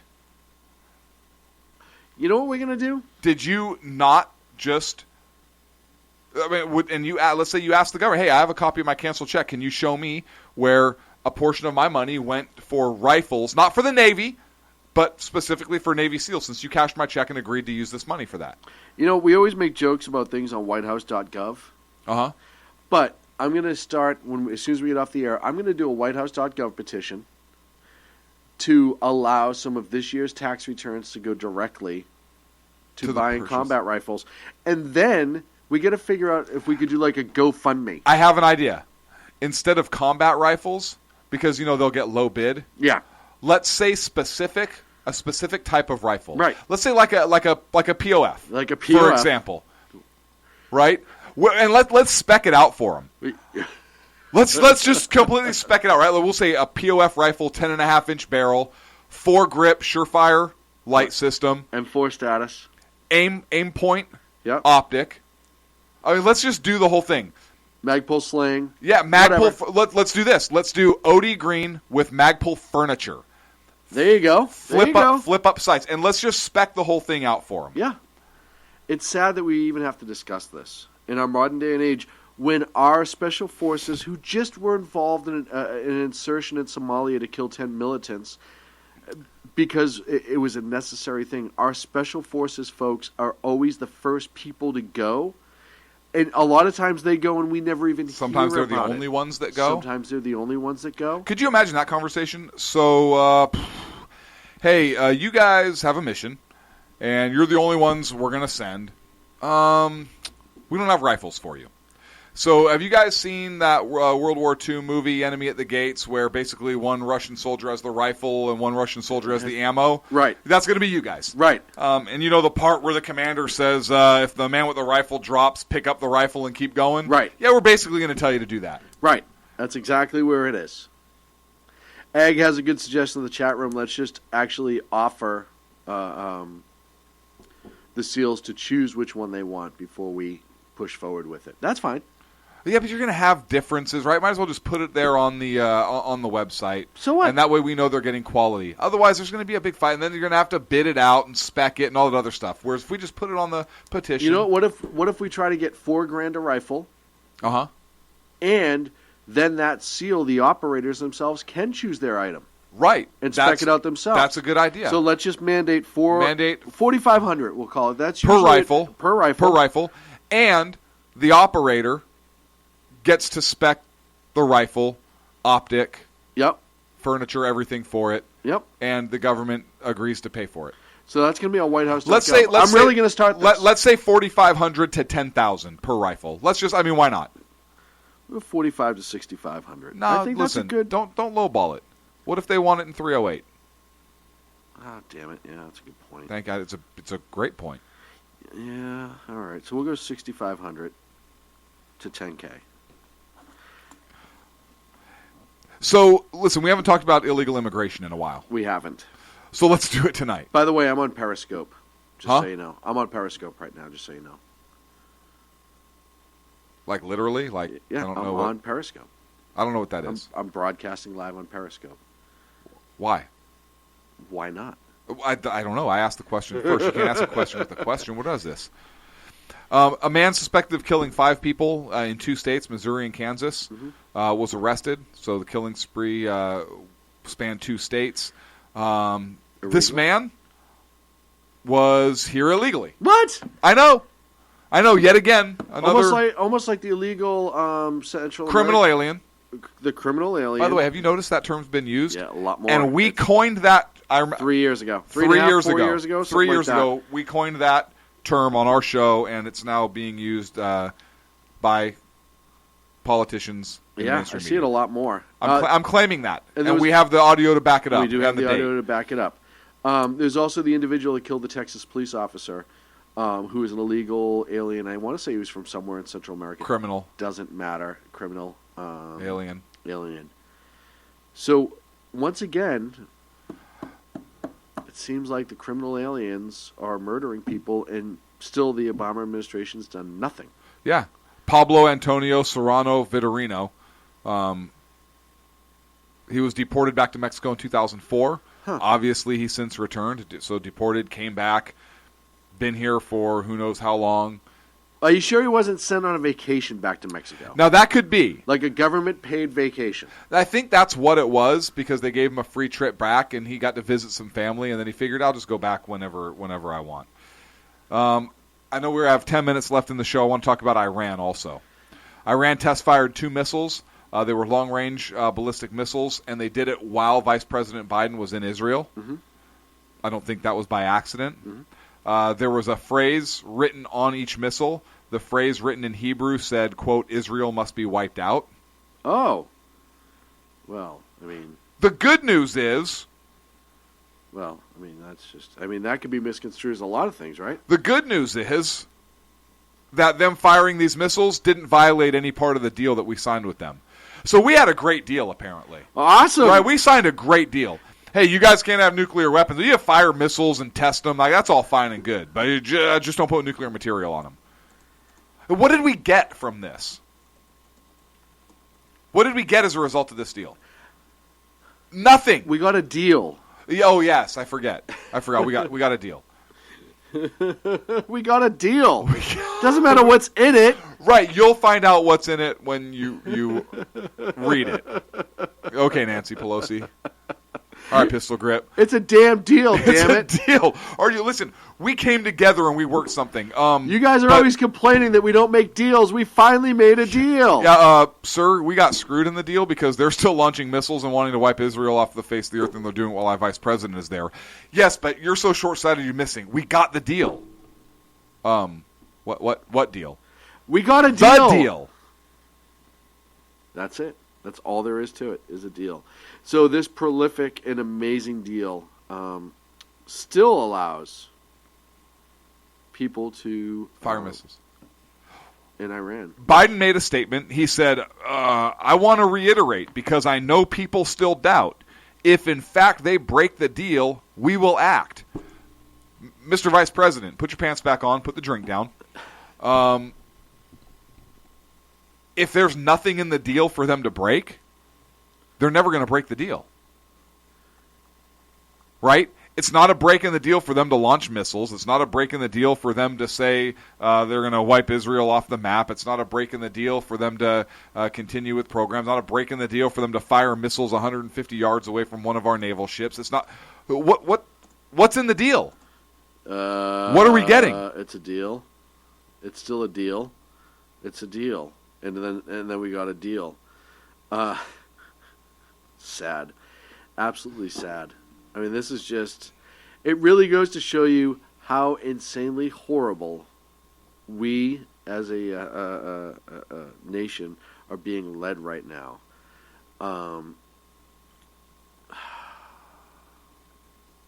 It's pathetic. You know, and it wasn't even like they just ran this test without any sort of fanfare. They actually turned around and said, death to Israel on the missiles, that we're supposed to not be mad that they're testing yet again. And you wonder why, folks. I have no faith in this administration whatsoever. It's just pathetic. There's also breaking news right now of some sort of shooting that's going on in Pennsylvania. Wilkinsburg, Pennsylvania. 5 people have been shot. It doesn't give me much more than that. I'm actually trying to find more details as we're speaking. While you're finding details, I want to talk about the head of the Islamic State's chemical weapons operations. Was captured. Sleeman Dowd Dudu Al-Afari. Not going to work here anymore. U.S. has had him for a few weeks. He's been interrogated during that time by the U.S. This individual had converted banned mustard gas into powder form in order to launch in artillery shells. They think that ISIS got access to the mustard gas that Saddam Hussein had stockpiled, which is weird because I didn't think he had any. Never mind. And there's some speculation that this is the mustard gas that was used to fire on the Kurds, right, when they had that mass killing and their skin was blistered. Nobody really knew what was happening. Right. So that's huge. Well, we knew what was happening, but nobody wanted to admit it to it. Right. Some of the intel coming out is that the weaponized mustard gas that ISIS had developed would not be concentrated enough to kill people, but could still obviously cause serious injuries to the victims. So I think that's a huge. It's a big deal. Yeah. And if we're launching strikes to take those development centers out, that means we know it's a big deal. And the fact that ISIS actually has a special unit dedicated to chemical weapons research, folks, they're for real. Yeah. I mean, I know those that listen to our show know that they're for real, but they're for real. They want to kill us and everybody we love and know and all that with us, other jazz. And yet there are people in this country who still just act like they are the JV team, that it's not a big deal. It's really sad to me that we've been talking about this for a while. As soon as that first kind of incident came out with the Kurds who were gassed, and we all kind of knew the Kurds were gassed, and nobody really wanted to talk about it, et cetera, et cetera. And we still stood up and said, hey, and a lot of other people did. It wasn't just us. Hey, they have chemical weapons that they got from the Iraqis. Yeah, from the Saddam regime. From the Saddam regime, right? They went in, they got it, they developed it, because after we invaded, there was no development of these said chemical weapons, right? But we found that they had raided the former compounds where the chemical weapons were made, and they were potentially making more. And now it comes out that it is the absolute truth. So once again, Bush lied. Bush must have lied. Bush must have lied. I know we have 2 minutes and 39 seconds left, but the U.S., there's a report I saw that the U.S. is actually sending B-52 bombers to fight ISIS. I love this. I think it's outstanding. I love this. I'm pretty sure the B-52 could carpet bomb, like one B-52 could, I think, carpet bomb all of North Korea. Granted, I know they're being sent to fight ISIS, but why not send one and stage it in South Korea? I'm just saying.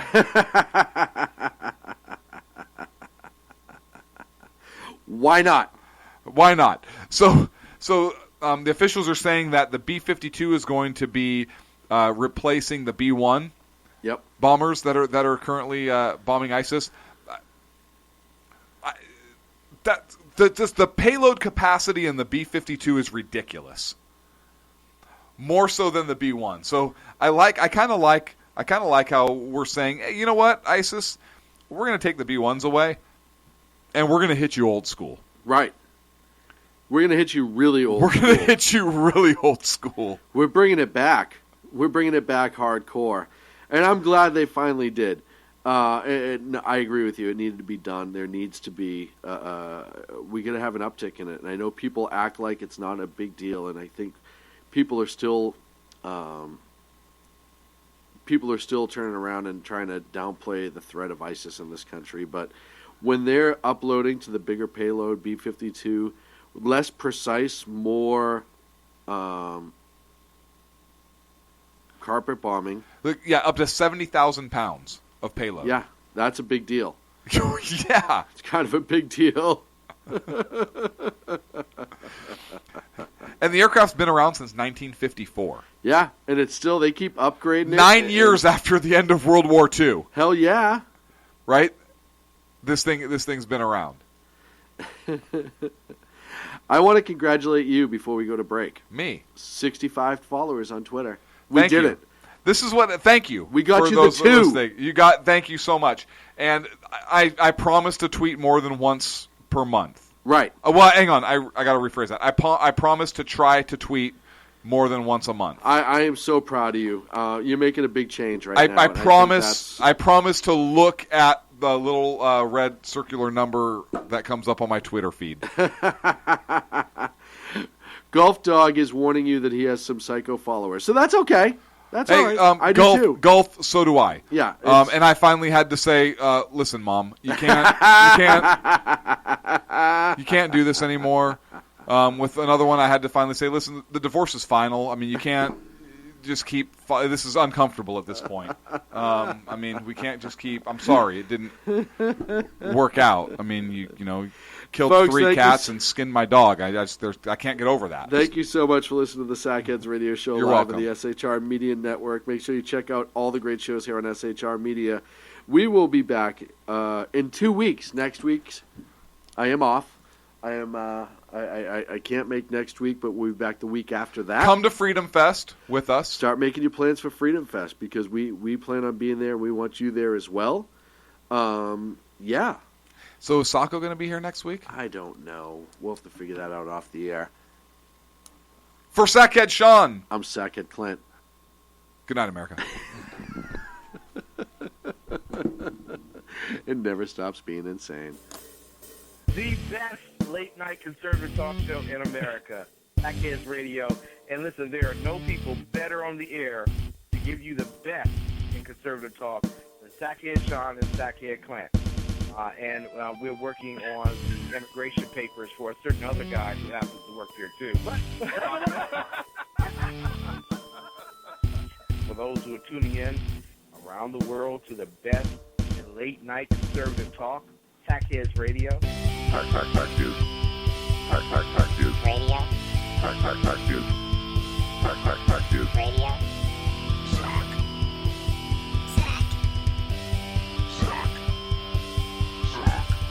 The best late-night conservative talk show in America. In America. In America. And in this web was a large, I'm pretty sure it was the biggest spider I've ever seen.